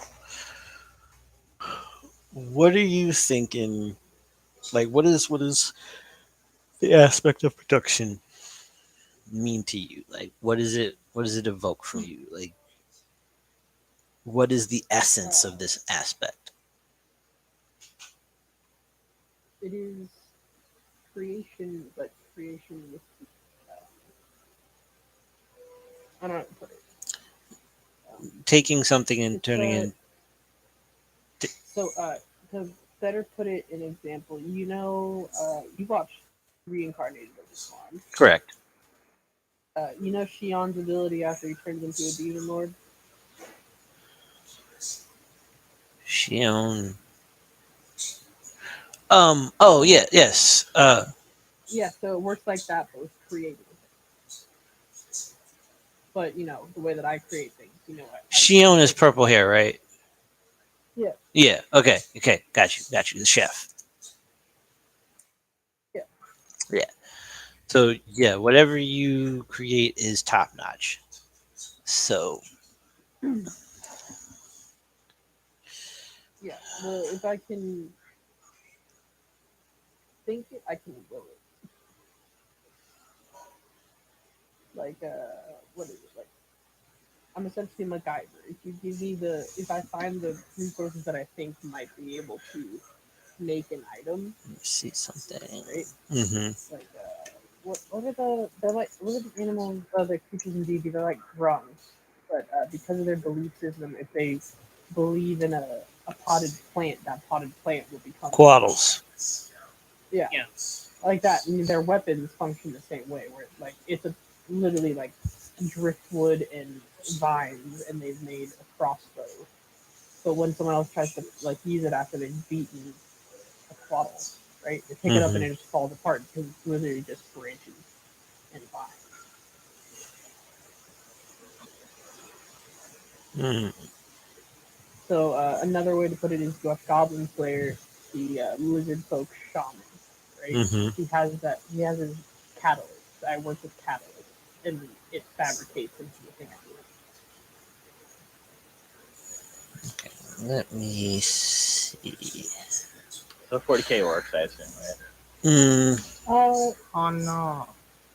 Not as like I'm gonna make a spaceship. I'm gonna do it. It's like no, I have the catalyst, and for my character's purview and how I've understood, I can make gear off of animals. I can make weapons off of things I hunt, the beasts I kill.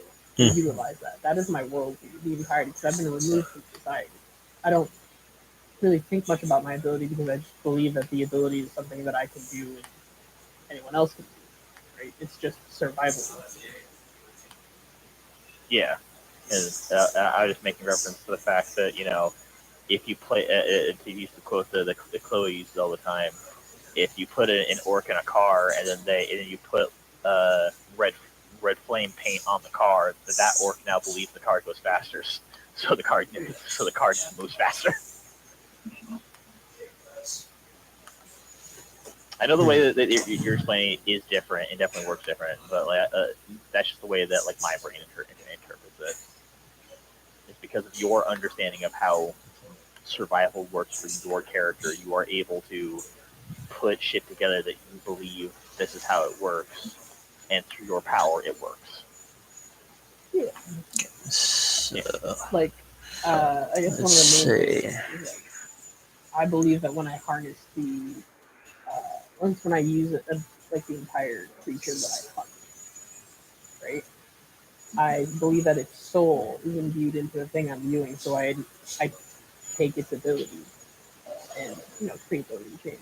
So that's just a facet of my ability. Like I only see that part in my movie. I'm not fully aware that I'm an aspect because no one has told me so. Now, there's an idea. If somebody tells you that you're an aspect, does that somehow mutate your power in a positive and/or negative way? No, because I wouldn't know what it is. They tell me in a aspect, I'm like, oh, there's a word for it? Okay. Then I'm like, but I still won't fully comprehend the point of being called an aspect. Johnny, Like you're a explaining the wizard. concept What's of that? Wi-Fi to a medieval peasant. Fine. Right? You'll tell them how it works, but they really won't understand how it works Yeah, or and what you'll it just means. end up getting pissed off along the way. They're like, because this magical beam of invisible energy hits my phone, I can talk to someone on the other side of the world.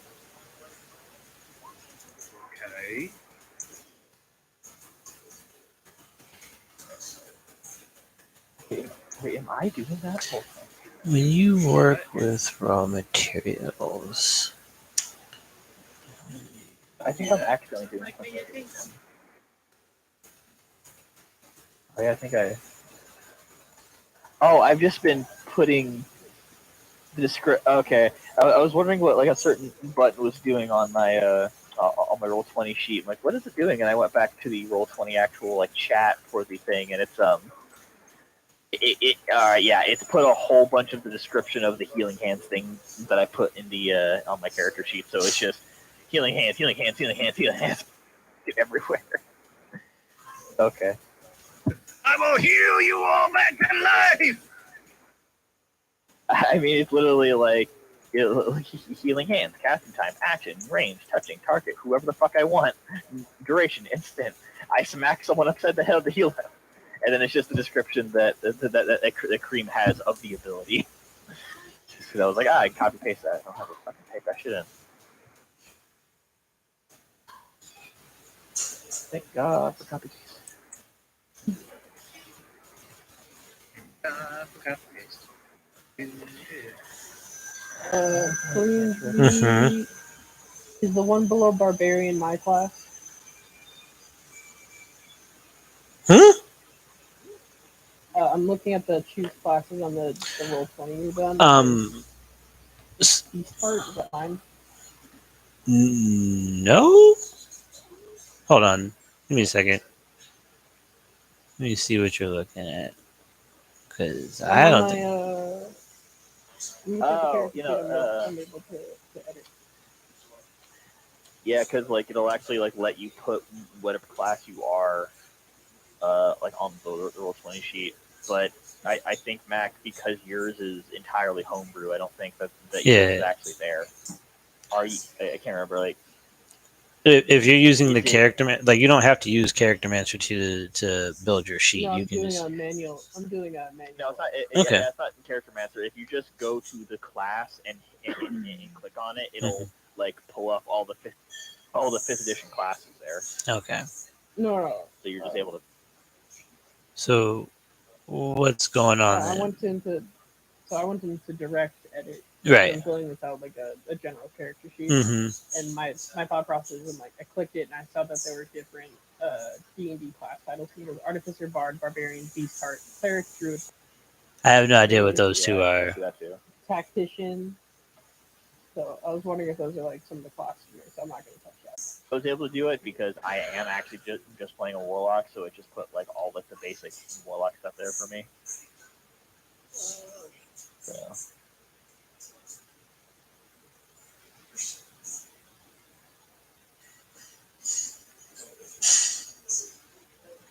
Either light cantrip, once you reach third level, you can cast Lesser Restoration, healing spells, number of times people do it.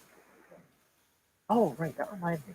Are you keep like at the beginning of the Celia chapter dossier that you were writing, Cream? Mm-hmm. You have something there of the pack of the sack expanded spell list. Yes. What am I supposed to do with that? Those are extra spells that you have. Those are just Wait, I just have them. yes. That's the level As I'm at? yeah, as you get them, as you get access to that spell level, you gain those extra spells as spells that you know, and they don't count against your other spells known or your spell slots. Oh, Jesus Christ!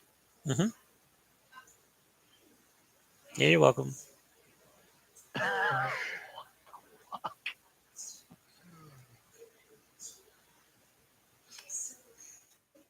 I'll just keep that spell list to myself then. Well, all right. Well, No, you're not gonna I mean, with one die. of them, no, you won't. It's a very it's a very special spell list given the patron of his I warlock. heard special, but the first thing I heard was something else. Special. For some reason, I heard sexual.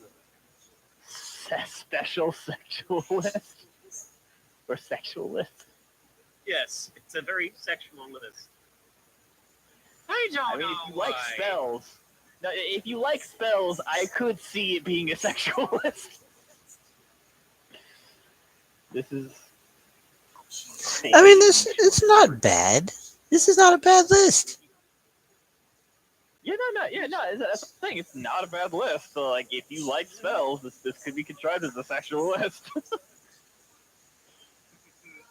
Fireball. Hit me with that fireball. Not too hard.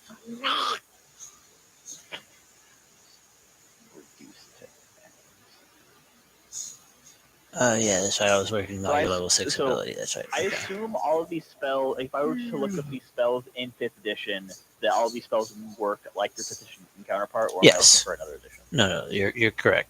The 5th edition version of the Okay. spell is correct. So I'll be able to just copy and paste the description into my spell list.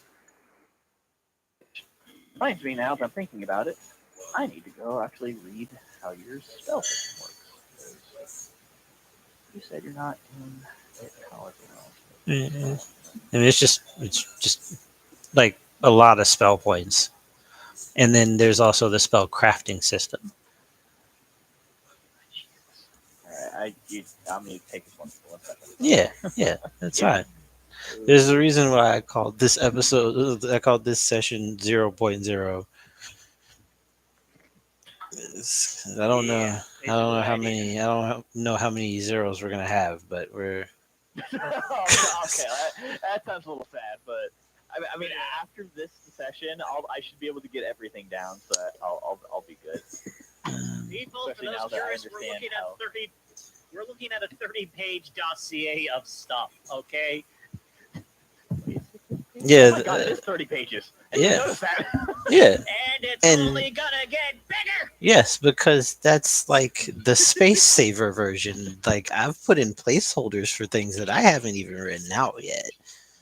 So, and also I haven't put in like the sympathic races. I haven't put them in yet. Like I just put in Right. the races that are different. It's- So, yay. It's gonna be an entire companion guide. Like it's an entire campaign setting. Like legitimately. Oh yeah. I'm gonna be doing maps for all of the regions. I'm gonna be- Okay, I know you said maps. I heard naps first because I'm tired. I'm gonna do naps for all the regions. Naps for all the regions. Naps for everyone. You get a nap. You get a nap. You get a nap. Everybody gets a nap. That's just one of our characters just knocking people out of the Waterfell. building. Just like, nap. Mm. This one's bleeding out of his ears, Bob. I don't think you gave him a nap. Oh, he's just sleeping forever. Kaiser, what's the dimensions on a huge object?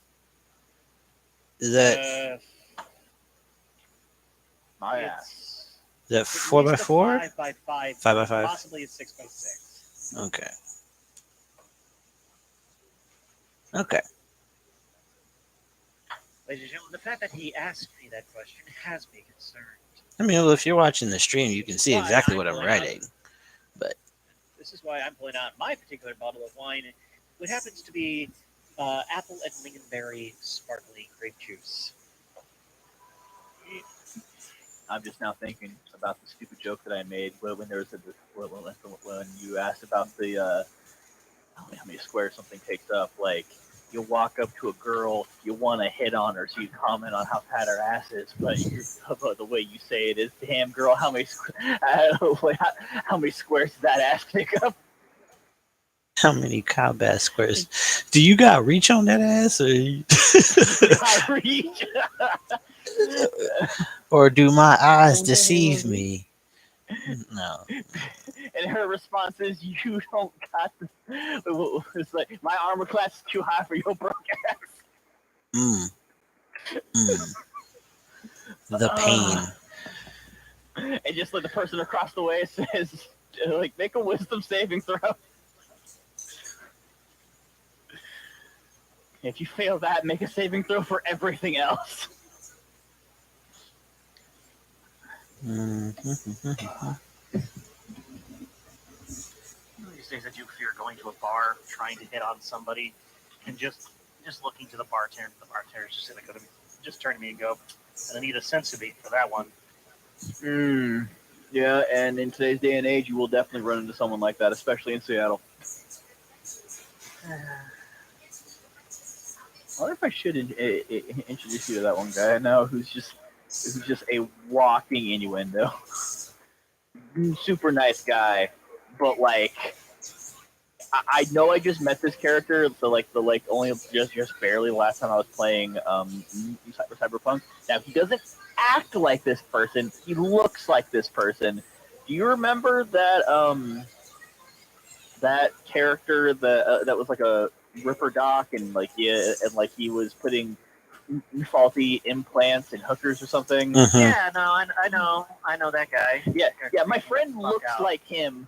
Doesn't act like him. He looks like him because he's severe anorexia,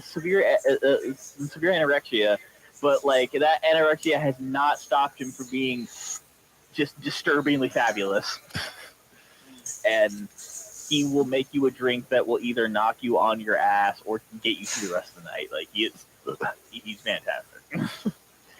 Although I don't think he's been bartending recently, at least not in America since he moved. But he did say that he's going to be coming back home for a few months soon. I mean, it's He's been pretty bartending hard to across the bartend coast. in America if he's not in America. Yeah. Unless he's got really long arms. Yeah, it's like that. That was his bionic enhancement, just like extendo arms, or just like Stretchy arms and extendo fingers. or Bluetooth arms, so he's just controlling arms like in another location. God forbid if those arms get lag. Alright, I'm putting this off. I got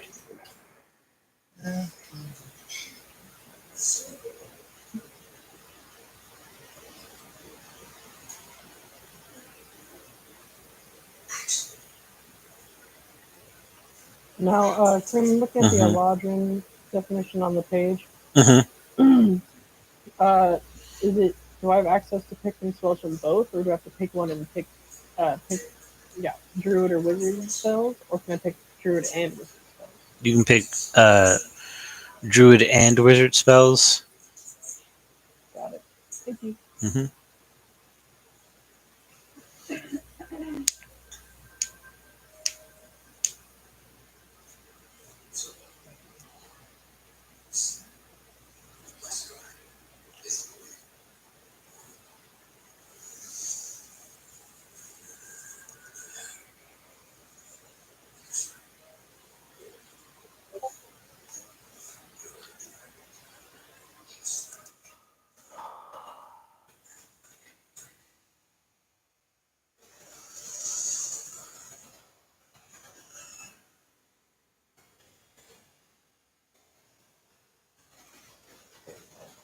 you.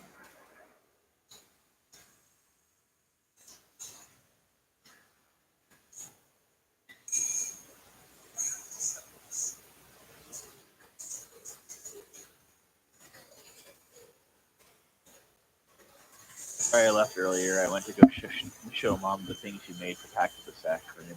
So I'm like, oh, she's never actually seen this yet. And because like Mom is like super into D&D ever since like I want to say 5-6 years ago. Mhm. Well, I mean she's always been into D&D since I was like a little kid, but she's like She's more into it. she like, is flabbergasted. Started like watching Critical Role. Oh no, she loved everything about it. Yes. She was like, oh, this is fucking awesome. Hmm. And I don't know anything else about the class, but I had mentioned how like one of my friends was effectively playing Gene Starwind. She was like, "Oh, that's fucking dope." Yeah. So like I don't know how about I don't know how the class actually works just yet, since I would imagine it's not written down entirely. But like when we have finalized the Gunweaver class, Mhm. she would like to look at it because she might want to try using it at some point. Of course.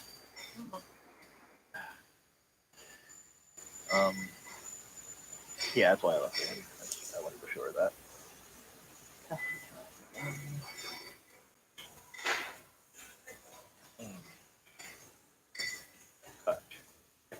I'm actually like an object that is larger than 10 feet in dimension is no larger than 10 feet.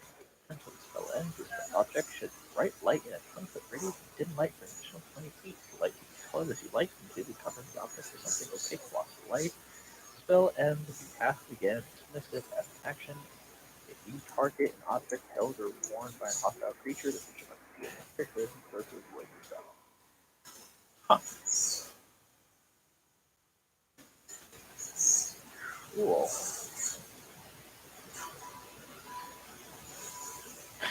Oh god, I just thought about a horrible way I could use that stuff. It's like I could go to a bar and I hook up with someone and I find out that like they're married or something. They're like, oh, it's fine, it doesn't matter. I'm like, oh yeah, it doesn't matter. So then I touch their junk, and I cast the light spell. They're like, hey, wait, turn that off. I'm like, well, no, I'm not gonna do that unless you pay me, or else or else your wife is gonna know you're cheating. Because and it's just like, yeah, right. Like my wife's gonna know what that means. And she he walks in the house and like who'd you let cast light on your? I know its range is only touch, bastard. She's like, yeah, you married a witch, moron. What makes you think she wouldn't know how the spell works? I succeeded in my Arcana check. Be honest with me. Vaughn, I am going to really enjoy watching your character get in so much trouble. God, there is so many things in about my character that's just prone to fucking trouble. It's like, all right, let's start the fight. Like, okay, cool. I'm just gonna pull some useful items out of my bag, and it's just like a table leg, fucking a box, some nails. Everyone's just like, and everyone who doesn't know me is like, what? Why are you even here? Like, who's this lost child? Like, who's this crazy person that's here? And I'm like, yeah, whatever. I throw the nails in the box. I throw it up in the air and I hit it with the table leg. Everything ignites and turns into a fire elemental. I'm like, how did that even work? And I shrug my shoulders like, I don't know. It's like, I don't know. For a minute, I just did what felt right. You're going to be like, okay, I'm going to put the nails inside the box. I'm going to put the table leg and I'm going to treat it like a crank. And suddenly you have a machine gun.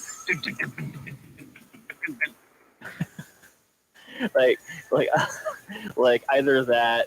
Oh, I just realized what combos we could technically do in regards to that. Just like we're in the middle of a fight, I get a charge in my bag back, and you only have like a handful of bullets left. And I'm like, hey, Chloe, hand me your bullets real quick. Why? Just give it to me. I grab them, throw them in the bag, shake the bag around, pray to Axie for a second, and I turn the bag upside down, and just a whole for bullets will fall out. I'm like, what am I supposed to do with these? I shoot spells. I don't just shoot one. And it's just a randomized fucking spell.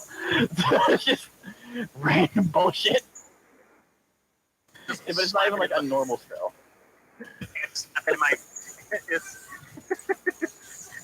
For like I slap the bullet in the gun, pull it, fire, and just a banana tree shoots out, but it shoots out at lethal speed and just like pierces through 5 guys and just like. God, I think I now hate and love that, because now the concept of that could put even further. Just like I grab some of your bullets, put it in the bag, spits out a bunch of extra bullets. Like, I don't know what these do. I don't know. Just start shooting them. You load them in the gun. You shoot one. It transforms into a fish midair. Just fucking hit someone dead in the mouth. You shoot another one. It's like a Walmart shopping bag. It wraps around the face. Guy starts choking them. it's just like what is wrong with you? Okay, Oh, so That or it does the whole like punching the extendo punching bag boxing glove thing, punching glove. except but it goes out at lethal force and just so great, I now have a melee weapon. real quick, Bean, your core talent is ready for review. Page 28. Chloe, if you would also uh, lend your opinion, please. Yeah, look at things. How was that? I know you didn't ask for my Yeah, opinion. you can look at it too. That's fine. I'll look at it too. Perfectly fine. You're not allowed to look at it. Alright, Um, you can constitute a small object in sufficient quantity. Yeah. Oh, I just saw Mexican.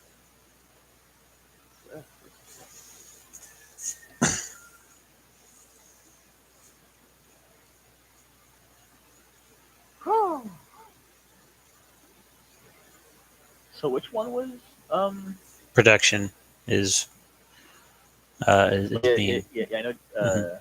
Mac is production, but did he ever decide on which it was? Geno's sensation. Hmm. Yeah. So um, they are aware of basically everything within 30 feet per level of their person.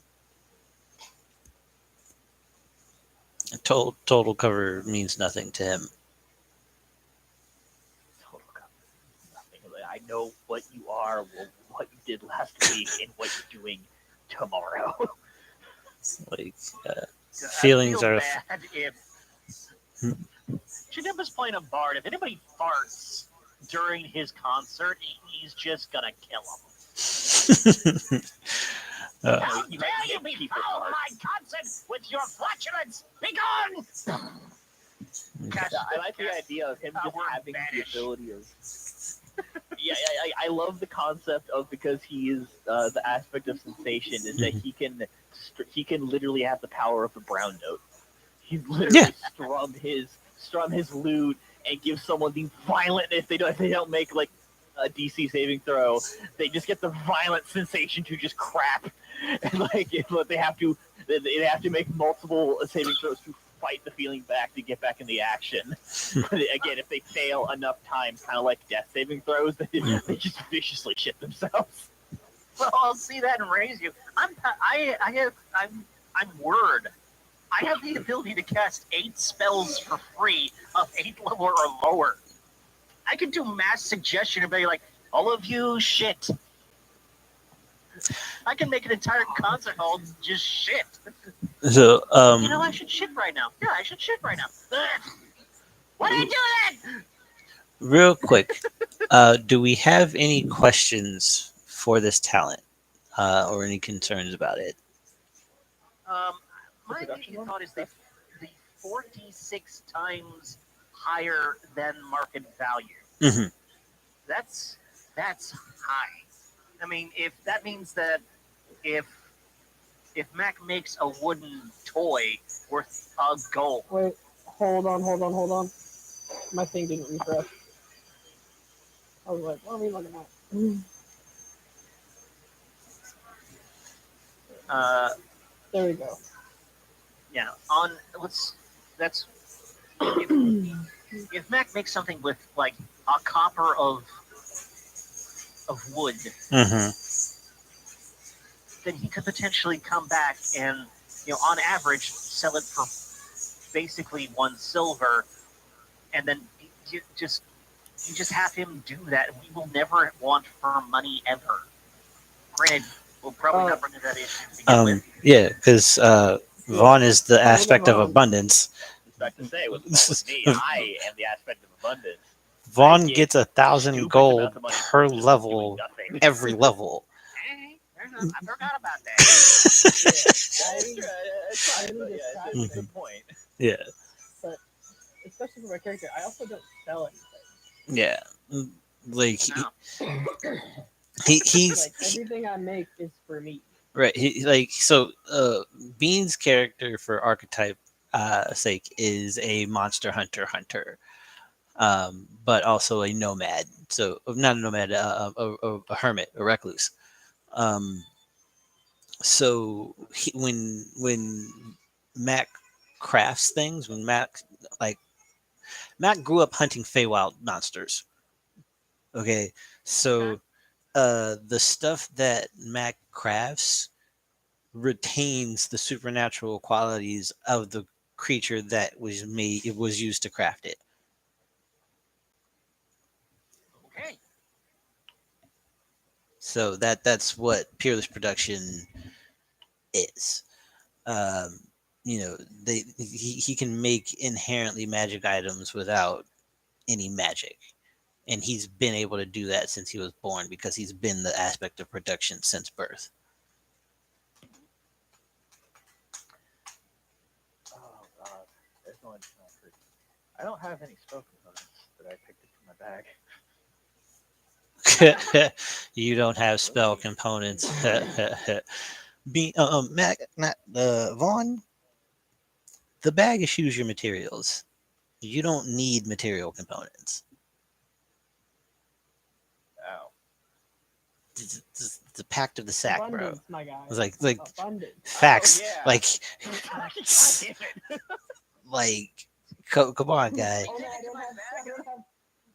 I don't have spell materials. Uh, I don't have spell materials. I'll be right Oh, back, wait guys. a minute. I like the Will. I like the idea of me going, I don't have materials for the spell, and my bag is spitting them at me at rapid fire. I'm just ignoring it. Like, you stupid motherfucker! Well, no, I like the idea. It's like, oh god, I need a diamond to cast resurrection, but I don't have one. Picks up the bag incorrectly. It's just like 450, diamonds worth 1,000 gold each, just kind of like poured out of the bag. Like, oh, thanks, bag. Thanks, bag. I was gonna actually say something that, like, for balance sake about abundance. I'm pretty sure Kareem has already thought about this, but I want to just put it in the open air. That, I have to, and this doesn't go for most things in the bag, but in an effort to make sure that, like, I have a contract with Axie. That is why I am able to use stuff from the bag and have all the effects that I do. But, like, for instance, Chloe just reminded me of it. I can't just walk up to a counter and we're trying to buy something, and even I don't have enough gold, and I tip over the bag, and I tell the bartender to say when, as billions of diamonds to start falling out. Like, I can't do that because we'll just say that the diamonds will disappear within a set amount of time or some shit. This is like, because like the bag isn't giving them power. I mean, now that I've said it out loud, I guess I could technically do that, and as long as we could take our product and leave in the amount of time it takes for the fucking diamonds to disappear.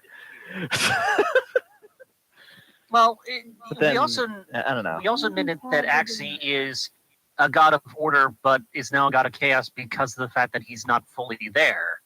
So he could also, to some extent, be kind of maybe forgetful, or maybe even kind of a trickster god to some extent. Like, you reach in and you're trying to pay off this guard with a diamond, only for the diamond to literally out of existence, complete. Like, there's a loud and it pops like a bubble. Oh, sorry, I wasn't focusing on that. I forgot about it. So it doesn't exist, and it Okay. never existed. Or something like that, yeah, because just as a Yeah. way to make sure that, like, when I use stuff in the bag, that there are limitations. Like obviously I'm abundant, so I don't really need like money, because I'll get lots of money through various other means. But then there are still the other facts of, like, I shouldn't be able to just tip over my bag and have endless diamonds. Only I'm allowed to use the diamonds to cast Revivify if I ever get that spell. It's like it's like I can use that for components and whatnot. So, and maybe that's because components are so small in comparison to what Axie is capable of. That is the lore reason as to why, like, when I need components to cast a spell, I do just get them out of the bag. But then, like, other stuff that's not as interesting for Axie to fuck with, he'll he'll alter those ones. Or, I mean, oh my god, wait, hold on.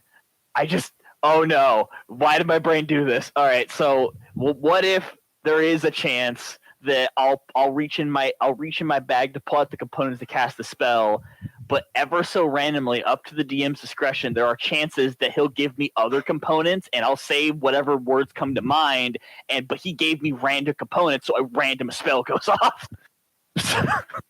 and maybe it's not even like a. It's like the component, a summoning spell, and then like the light cantrip. So, but I was trying to cast something else. So I'll pull out the components. I'll say whatever power word I need to, and then the magic leaves my hand, and then it's just this super derpy floating ball.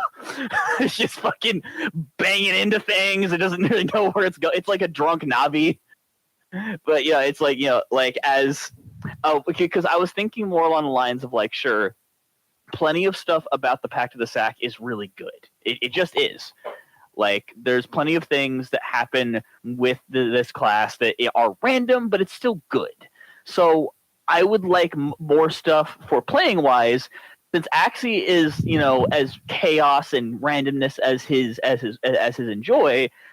Just like I said, like with the random spell components, sometimes a random fucking spell goes off. Sometimes shit leaves the bag without me asking it to, so you can do whatever you want with that. Sometimes I have to make DC saving throws to hold the bag shut so he doesn't leap out with something. Just like Axie is still a god of chaos who wants to do what he wants. And as a result, there are times that just, at the DM's discretion, whenever they want to, they could use the bag as a catalyst for something. It's just that like, oh yeah, no, you're shit. Hey Vaughn, roll a strength, roll a strength saving throw for me. I'm like, oh fuck. Then like that's how I know I have to hold the bag shut or some bullshit's gonna happen. So, and it can be bad or it could just be kind of It's like we're sitting there like, oh man, it's dark, and I already used my light cantrip for the day. I don't really want to do that. And then I feel the bag starting to struggle. I'm like, no, we don't need your help, Axie. We don't need your help. Fail. And then a bunch of walking candles, like silently singing show tunes. Like, I mean, that is helpful, I guess, but they're still just tiny candles. It basically becomes the scene from The Sorcerer's Apprentice, except instead of broomsticks, it's candles, and just like, oh, this is kind of nice. And then it's like when the candles touches a tree and it sets it on fire, and then another candle, and just like, this was a bad idea. This was a bad idea. This was a bad idea. The candles also have to be like mismatched too. So like there's red and green ones, there's purple ones, some like half used ones, some brand new ones still in the plastic. He fucking robbed it before he did that. It's just not all there. What did Oxy? Yeah, no, it's like dude, did he freaking rob a Barnes and Noble or a Bed Bath and Beyond? Yeah, he stole the Beyond part. It's the fucked up. I am the Beyond.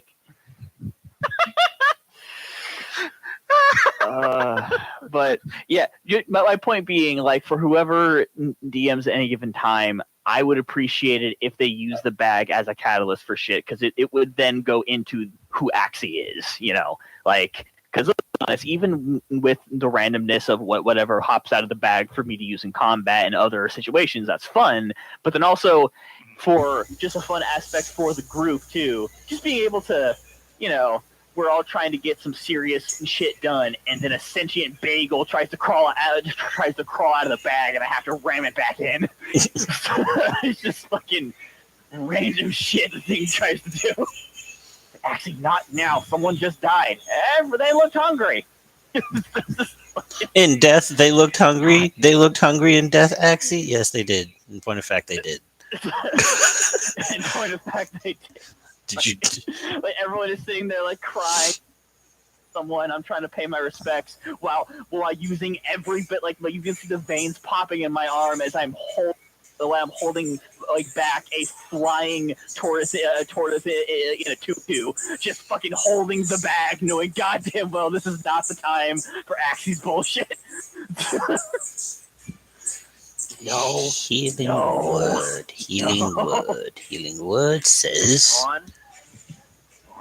Healing word is trash. Healing word is a trash spell. Healing word is a trash spell. How so? Healing word is trash. A D4 plus your spellcasting modifier. So the idea is that you can do it at range. Yeah. I mean, like, just increasing it a little bit. Chloe, Yeah. Chloe, you're in the Aspects and Envoys document, right? You, Yeah. right. You're looking at what? You looking at production, or where are you at? What page you on? I'm still on classes with the Gunweaver. Okay, all right. So scroll up 3 pages to the Aspect of Life. You can use healing spells up to 30 feet away. Ranges increases by 30 feet at 5th level, and every 5 levels after that. Okay, so she can cast Healing Word at 60 feet. Increase your Healing Word healing die by 1 die size. So she goes from a D4 to a D6. Add your Charisma modifier to the healing done. Okay, so assuming that she's a cleric, Wisdom is her highest stat. So I'm sorry. let's assume a Hold on. 5. Twice. Add twice. Okay. So still, Wisdom is still her highest stat, so let's assume a plus 5. Mm-hmm. So she's rolling a d6 Mhm. plus 5 plus her charisma modifier, which probably not going to be her highest stat, but I also don't see it being her lowest. So I would assume I'll say let's be kind and do 4. So that'd be 8, 13. Okay, so at minimum, she's doing at least 14 healing with a spell, upwards of 19 with a spell. As a bonus action. Yes. Ew. Yeah. Aspect of Life makes that spell work. Yeah. No, Aspect of Life makes that spell broken. Again, that's not a bonus action. So she can still walk up and hit something. Mm-hmm. Did you hear about the description of the healing hands that Asimar get? that Kareem messed with? It is. Well, trust me, you won't die. As an action, you can touch a creature and roll a number of d6s equal to your proficiency bonus. The creature regains a number of the hit points equal to the total roll plus your charisma modifier. You can use this trait a number of times equal to your proficiency bonus. You regain any expended uses when you finish a short or long rest. I have a 6 proficiency bonus. I roll 6d6s when I walk up to someone and I try healing them, and I can use it 6 times before I have to rest. And also my charisma modifier is 7. Can I just say, I'm very worried for what enemies Cream is going to try to throw. I mean, That's exactly my thought. Like, I know our first combat, like, our first thing is Cobalt Keep or whatever. Mm-hmm. Cobalt Hold. But, like, Yes. Cobalt Hold. But are these kobolds going to have, like, uranium-infused weapons? No. I Or mean, something? the way I had suggested to Kareem a little while ago, I don't know if he still remembers when I asked him about this, but considering how powerful our characters are, I don't necessarily want him to make kobolds super strong, but like you've seen the map for the hold, right? Live. What? You've seen the map for the hold, right? The Yeah, grounds. Yeah. I definitely have. Yeah. You see, that's an entire village.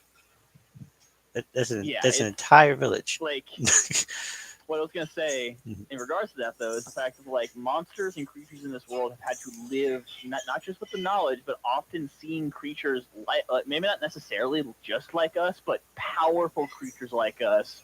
So it wouldn't be the equivalent of level 1 goblins just roaming the countryside. No, those level 1 goblins have had to have found a way to survive because they are living giants, basically, like both figuratively and literally. So what I had suggested to Kareem, I don't know if he did this or not, but what I had suggested to Kareem is that sure, don't make the goblins hit any harder than like the normal goblin, but let's say that most of the goblins in this world have long since decided that hey, if we try to go about the way that we do shit, we are just all going to die. There is no question about that.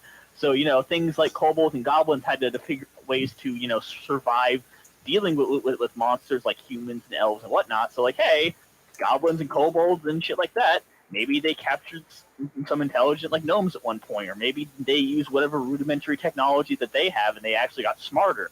So we're gonna walk into Kobold Keep, like thinking that Kobold, this will be easy, and then like the door swings open into giant iron maws and tries to bite us to death. Like maybe not like obviously like a monster, but places filled with traps. These kobolds have got hook spears in order to hold us in one place for other kobolds to walk up to us and hit us. Like make the lesser monsters way more intelligent. And that's how we're going to be pushed against the wall, even in kobold. Like the idea being, we are not fighting one of the mill grunts, because that doesn't make any sense. We are fighting things that have learned to survive everything is 10 times stronger than they are. Like, so I'm not saying it's going to be a slog, but I am saying if Kareem had decided to do that, we are going to be we're going to be in for some bullshit.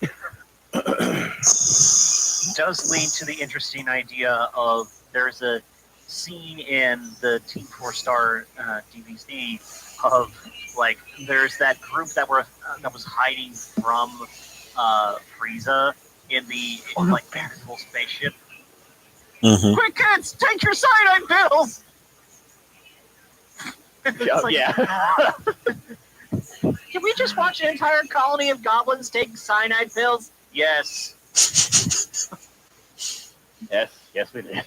That did indeed that's happen. why no one sees goblins anymore. They actually saw all off themselves when they found out the aspects were coming. Like the whole time we're thinking, oh, who besieged this place? Oh, what awful thing happened? And then we did some research. Like, oh, they literally offed themselves when we found out. Huh. That's really dark. I don't want to think about that anymore. We all just agreed to just leave. It's like, yeah, I think we're good. Take what we need and get the fuck out of here. Juju is all over the place. So, I mean, yeah, like, I am definitely afraid for what crawls out of Kareem's head for encounters, but, like, I'm also not worried about bullet sponges, so to speak. I'm worried about how he's going to use these monsters, and that's the part I'm scared about. Like, I'm not afraid of a Tarrasque. I'm afraid of, the 4 orcs who feel confident enough to stand in a field waiting for us. They know something we don't, and I do not want to find out what it is. That's scary. Okay.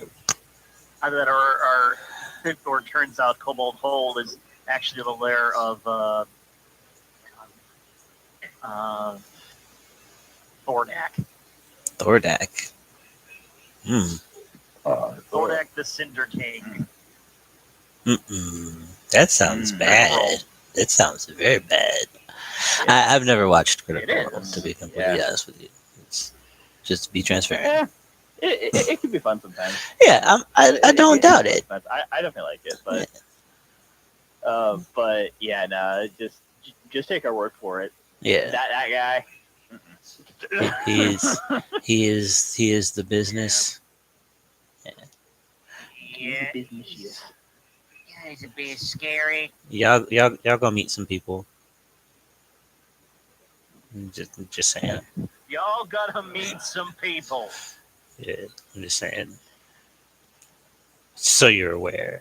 Yeah, better not. I know you didn't mean it like this. But my first thought just goes back to that game you had with Redacted. Combat is challenging. It's just like by challenging, I didn't mean bullshit. No. That's. I'm a very reasonable person. It's like when somebody that you're not supposed to mess with shows up, you'll know that you're not supposed to mess with them because they will make it known that you're not supposed to mess with them. Like, for example, one time back in 3.5, I was guest DMing for a friend of mine, and I had been allowed to do whatever I wanted. So I brought in a very early young Kareem's version of Mirak into the campaign to challenge the party. And the first thing that was done was there was a necromancer in the party, and they summoned an army of skeletons. Like they summoned an army of skeletons centered on my person, right? On Mirak. He just walked straight through them like they weren't even there. Um, they were attacking him. He was walking through them like they weren't even there. He picked up one of their skulls, polished it, and put it back on. So Thank you. That was getting very edgy. um, when they like when he emerged from this swarm of skeletons, he said like he challenged them to a game and said that they could set the terms. So they took 25 minutes to determine what they were going to like what terms they were going to set for this game. And unbeknownst to me or Mirak at the time, uh, they were about to face off against a adult green dragon um, in his lair. Like I literally interrupted them in the middle of their lair right outside of the boss. Like, okay, say first person to beat the monster on the other side of that door wins. And he's like, all right, bet. And what do we get? Like what do I receive? Or rather, what are you wagering? And they said, uh, we'll give you a weapon, right? Like we'll teach you some. We'll give you some information, right? He's like, okay, bet, cool. So he walks through the door, and uh, like this is all part of his round. He walks into the room, grapples the dragon, and flings him through the cave wall into the hallway that the party was waiting in. Um, and then um, they they all were just kind of flabbergasted and whatnot. Uh, and then he rubs his hand across the belly of this uh, dead green dragon and forces its last breath weapon use out of its mouth onto the party. Um, so they all made reflex saves. Um, but then he said, "Well, I defeated your challenge." And he asked them the question that he wanted to ask them. They didn't have an answer for him, and so uh, he essentially he gave them a warning about uh, having other people fight their battles, and then uh, one of them asked for some of his blood. So, like, because his face uh, is constantly bleeding, or at the time it was constantly bleeding, because he had been wounded with um, claw weapons that were specially designed to impede his healing factor. Um, so it was in an attempt to kill him, but the attacker was only able to get a single strike off uh, before death was, vaporization happened. Um, but so well, the individual drank some of Mirak's blood, and because Kareem has always been Kareem, uh, they got flight equal to their base movement speed. I did not know that this person was a 12th level monk, so I essentially gave them Mach 2 flight. Jesus. Yeah, didn't realize, uh, you know, because Abundant Step in What edition was this? 3.5. So Abundant Step Monk, 3.5. yeah, Abundant Step Monk, I think, had a base movement speed of 180 feet. Yeah, so a monk in 3.5 could literally run circles around the battlefield, beating people up if they wanted to. Because Cleve says if you kill somebody with a weapon attack, you can move up to your movement speed to attack something else. And monks have flurry of blows, which means that they can attack you 6 times in what's considered a single attack action. Um, so, you know, you put 180 feet of movement on on a on something that can punch you 6 times for 2d6 points, like for 2d6 plus strength and wisdom damage each round. Uh, that's that's a terror if you put it on the right battlefield. Yeah. Terror if you put it on the wrong battlefield. Mm-hmm. Mm-hmm. Put that man up against the wall, and it'll be a nasty day for you. Nasty day for you. YouTube link we need for you. Oops, sorry. Let me do this way. Oh yeah. Wham wham wham. Um.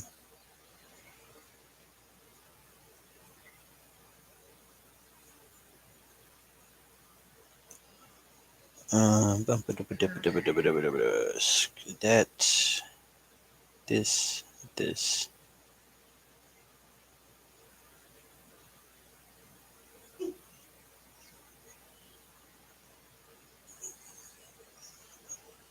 Hit this, and wham.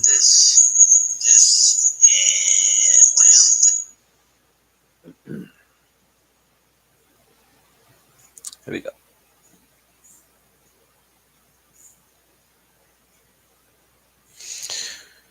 My goodness gracious. Goodness gracious, rip on the fire. Fabricate munitions. How was I going to do this? I don't know. Okay. Too tired. No, I got you. It's all me. No. As a bonus action.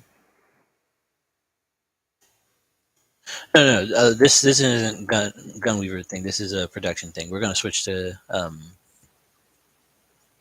uh, Gunweaver in just a minute. And if you I'll wanna, take care of it. if you wanna pop out, pass out, whatever, it's all good. Take a break. You put together a couch, so you know. After doing the workout Mm-hmm. and then driving to IKEA and then going through IKEA and then driving back from IKEA. I've had a busy day. And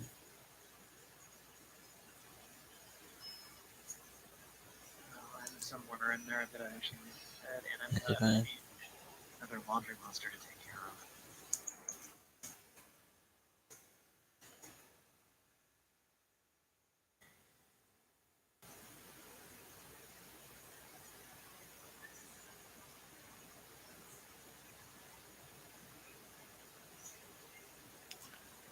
Roll Nice! a d8.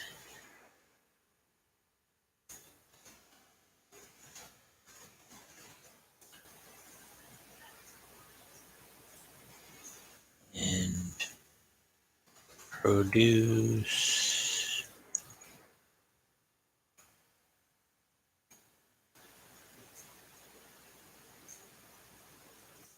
20 arrows of the type rolled.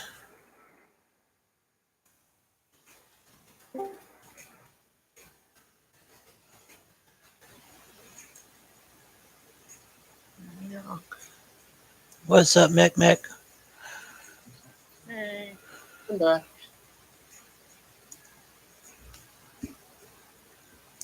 Welcome back, sir.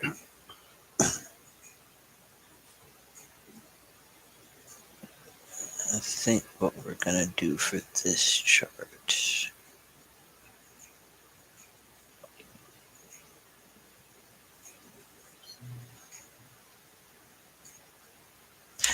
Yeah, we'll just list it. Cause is it chromatic orb?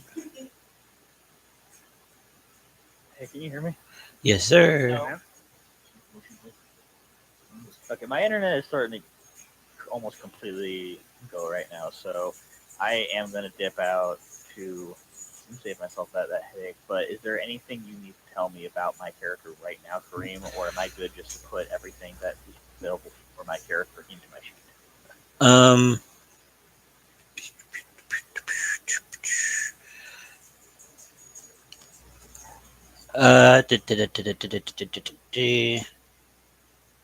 You would be I guess aware. more. I guess I mean. Hmm? Oh, so, Well, you guess you mean what exactly? well, I mean, it's like, it occurred to me. So, is there anything that you have put forward about my class that is going to change, or am I good just to put everything that we have right now into my character, i.e., just plug everything in and write it down and blah blah blah? Um. Is anything changing substantially, or good just to take what we have right now and put it in, and then add on whatever else we're going to think about? You can put it. Yeah. You can go ahead and put in what's in there. Um. And then additionally, make sure you check the bonus spell point chart, which is attached to the spell point chart, um, so that you know exactly how many spell points you have, because you have the spell points appropriate for your level, and then you have bonus points depending, or rather, yeah, based off of your um, spellcasting modifier. Okay. So I just figured that. Yeah, I basically just want to know that I'm good to just put everything in right now, and then yeah. anything else that gets added on, be able to focus on that later. It's because you guys are breaking up really bad, and I have been up the last few minutes of conversation because my mom's streaming something. Okay. So Yeah. just trying to make sure I can get what I can get right now, so that I'm not losing. And then people say, "Oh yeah, there's this big, really important thing we got to discuss." I go, Yeah, no, I don't think there's okay, anything. If there is, we'll definitely let you know for sure. So don't okay, trip. You got yeah. it. My internet's been very bad. Sorry. You're More so than good. you. You're okay, bro. Okay then. I will.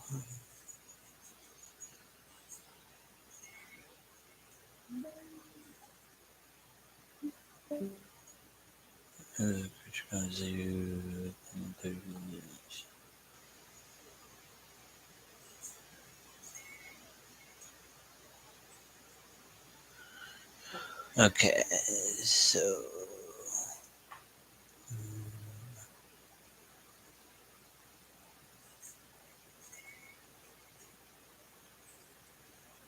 there we go. This HBO Max is mm-hmm. doing a Penguin miniseries of some sort. As in the Batman villain, the Penguin, and they've really Like cranked up the whole he's a mob boss. who? Who's doing this? HBO Max. Okay, well, I mean that's just probably a spinoff of Gotham because Cobblepot Yeah, was very heavily featured in like all of the plot points. Um, yeah. and that show. So, was really like the show. But apparently, the person who's playing it is playing Penguin is Colin Farrell. Yeah, he was Penguin in the new Batman. So I just forgot his role. I did not know that. But they are really playing up the mob boss angle. And Hmm. it's like I've always kind of wondered, like, how the hell does the Penguin like survive Exist. against like the Joker and the Riddler and various other stuff He like that? And just like, he is a mob boss who, this is how he survives. yeah, he's a mob boss that I doesn't see. overreach. He doesn't overreach. He never bites off more than he can chew. He knows his limits. He knows who he's dealing with, and yeah, unless he absolutely has to do something, like unless he absolutely has to deal with somebody else, he's all the way. He is an iceberg lounge. He is the safe haven for criminals because he knows how to keep his nose clean. He was squire Literally. to was essentially squire to was it Falcone. Yeah, Falcone. Yeah, Yeah, he took out because it was yeah, Maroni and Falcone get taken out, and then hmm, Penguin takes over the crime syndicate. right. Until fucking Black Mass comes in and takes over Yeah, because Black Mask operates on a completely different uh, time frame than anybody else. That's in the strictly criminal aspect of Gotham's corruption. Yeah, because he wasn't able to do it until Maroni and Falcone basically take over. And then I know like Cobblepot tends to take over. Black Mass gets about to go. Yeah, even at that point, I'm angry. Like, I'm not crossing. Like, I'll take it back into perspective. So we're just gonna pop over to and pop back over to classes.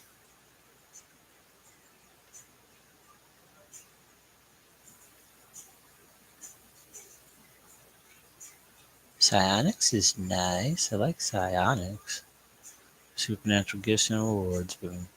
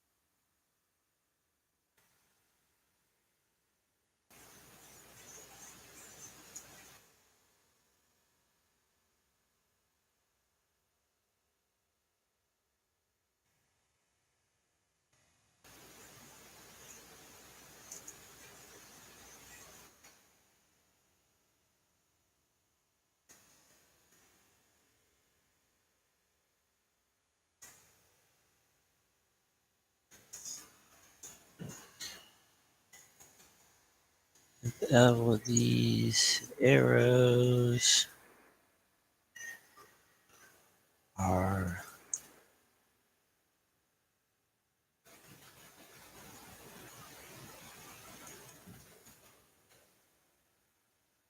only magical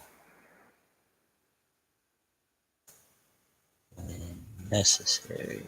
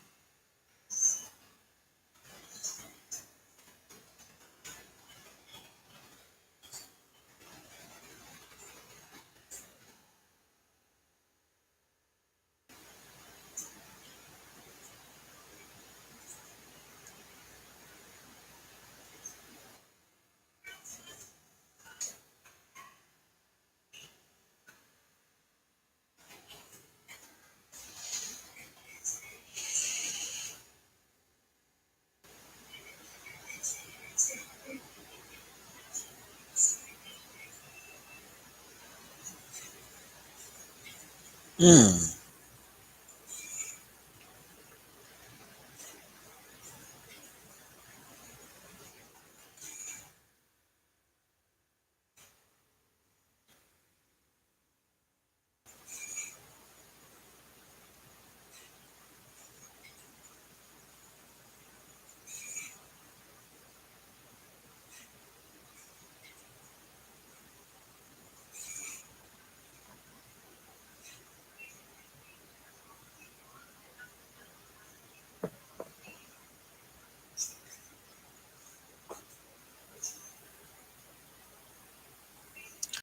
We gotta see what kinds of damage we can do.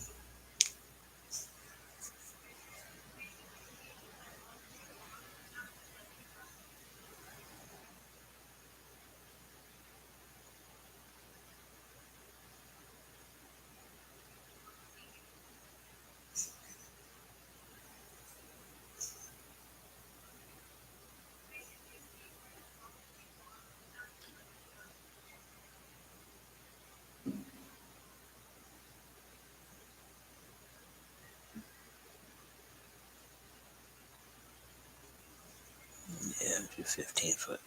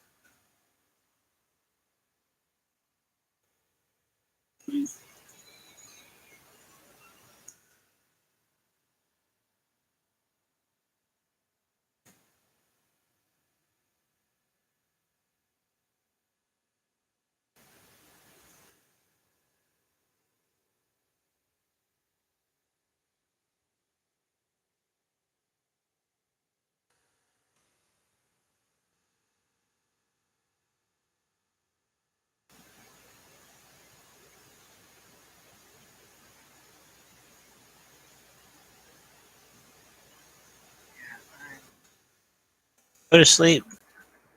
Go to sleep, Talking about Kaiser? Kaiser. Okay, Dog. our kids, go to sleep. Yeah, yeah. We love you. Go to sleep.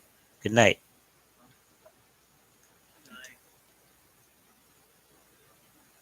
Mm-mm-mm-mm-mm.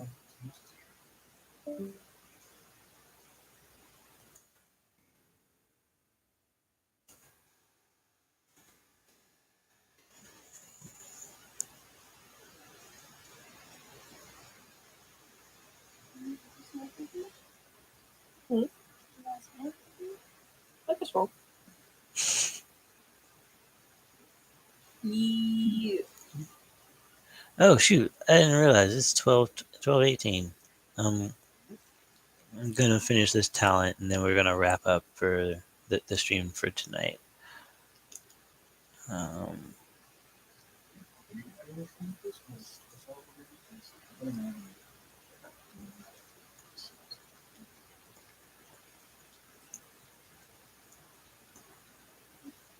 hmm?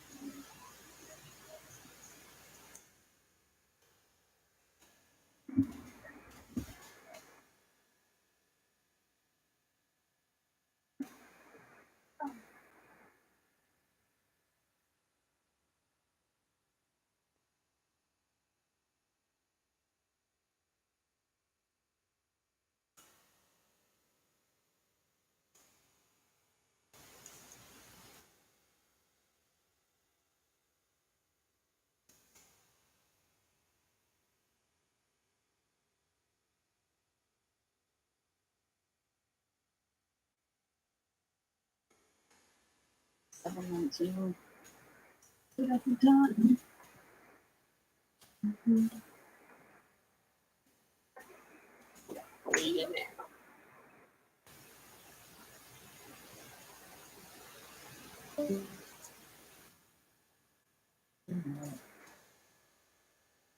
Peace, bro.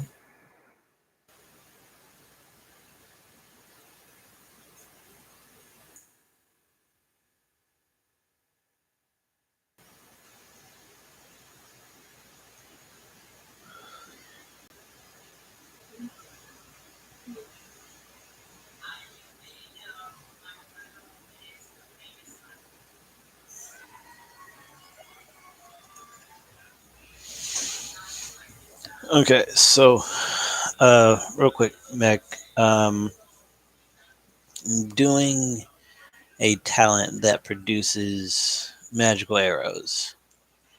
Um, and the talent is going to roll a d8 to produce 20 arrows as a bonus action. Um, the I've got 6 damage types already, and I want 8 to be um, um, explosive plus reroll, um, or rather reroll and add explosive to it, being a 15-foot uh, explosive of whatever uh, the 50-foot radius of action. yeah. Okay. Um, so the 6 of 7 types that I have: acid, radiant, force, necrotic, stunning, paralyzing, and I'm wondering if I should do uh, like bleeding or go for psychic or something Well, you said more you had normal. force. Mhm, I guess psychic maybe. I would look at stunning and paralysis. mhm, Technically the same thing. I mean, granted you can change them up, but mhm. like it would still be preventing someone from taking an action. Right. Okay. And Yeah, that's fair. unless you're going one stops actions and one stop reactions, and that may be different. If not, then ultimately paralysis and stunning would be productive. Hmm. You fair. That's very true. Okay. So, so in that case, I would still need one more. Um, So you switch that, you put your bleeding. s- Your psychic arrow would okay. probably be work. Okay. So psychic and then bleeding. Okay. Bet. Bet. So, okay, we can do bleeding. That'll work. They're serrated arrows basically. Mm-hmm. Makes sense. That's rated.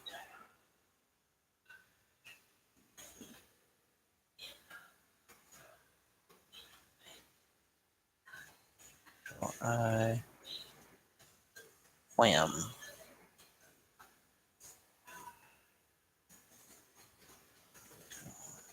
8. Wham. And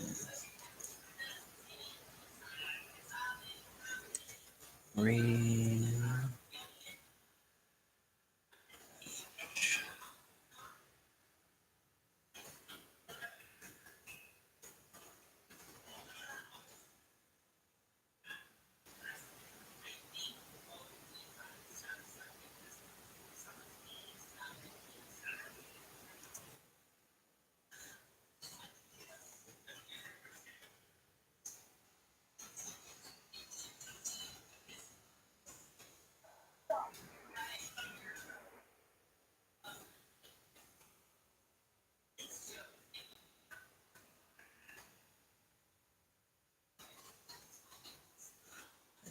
Explosive.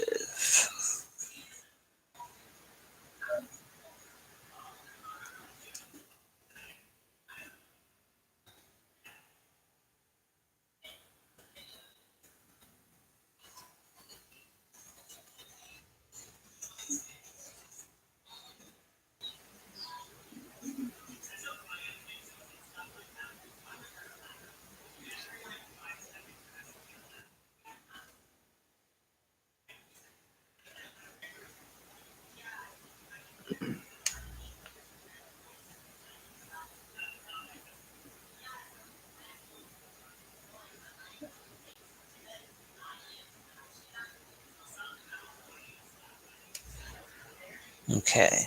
And so that will actually end tonight's stream. Um, we basically just workshopped quite a few um,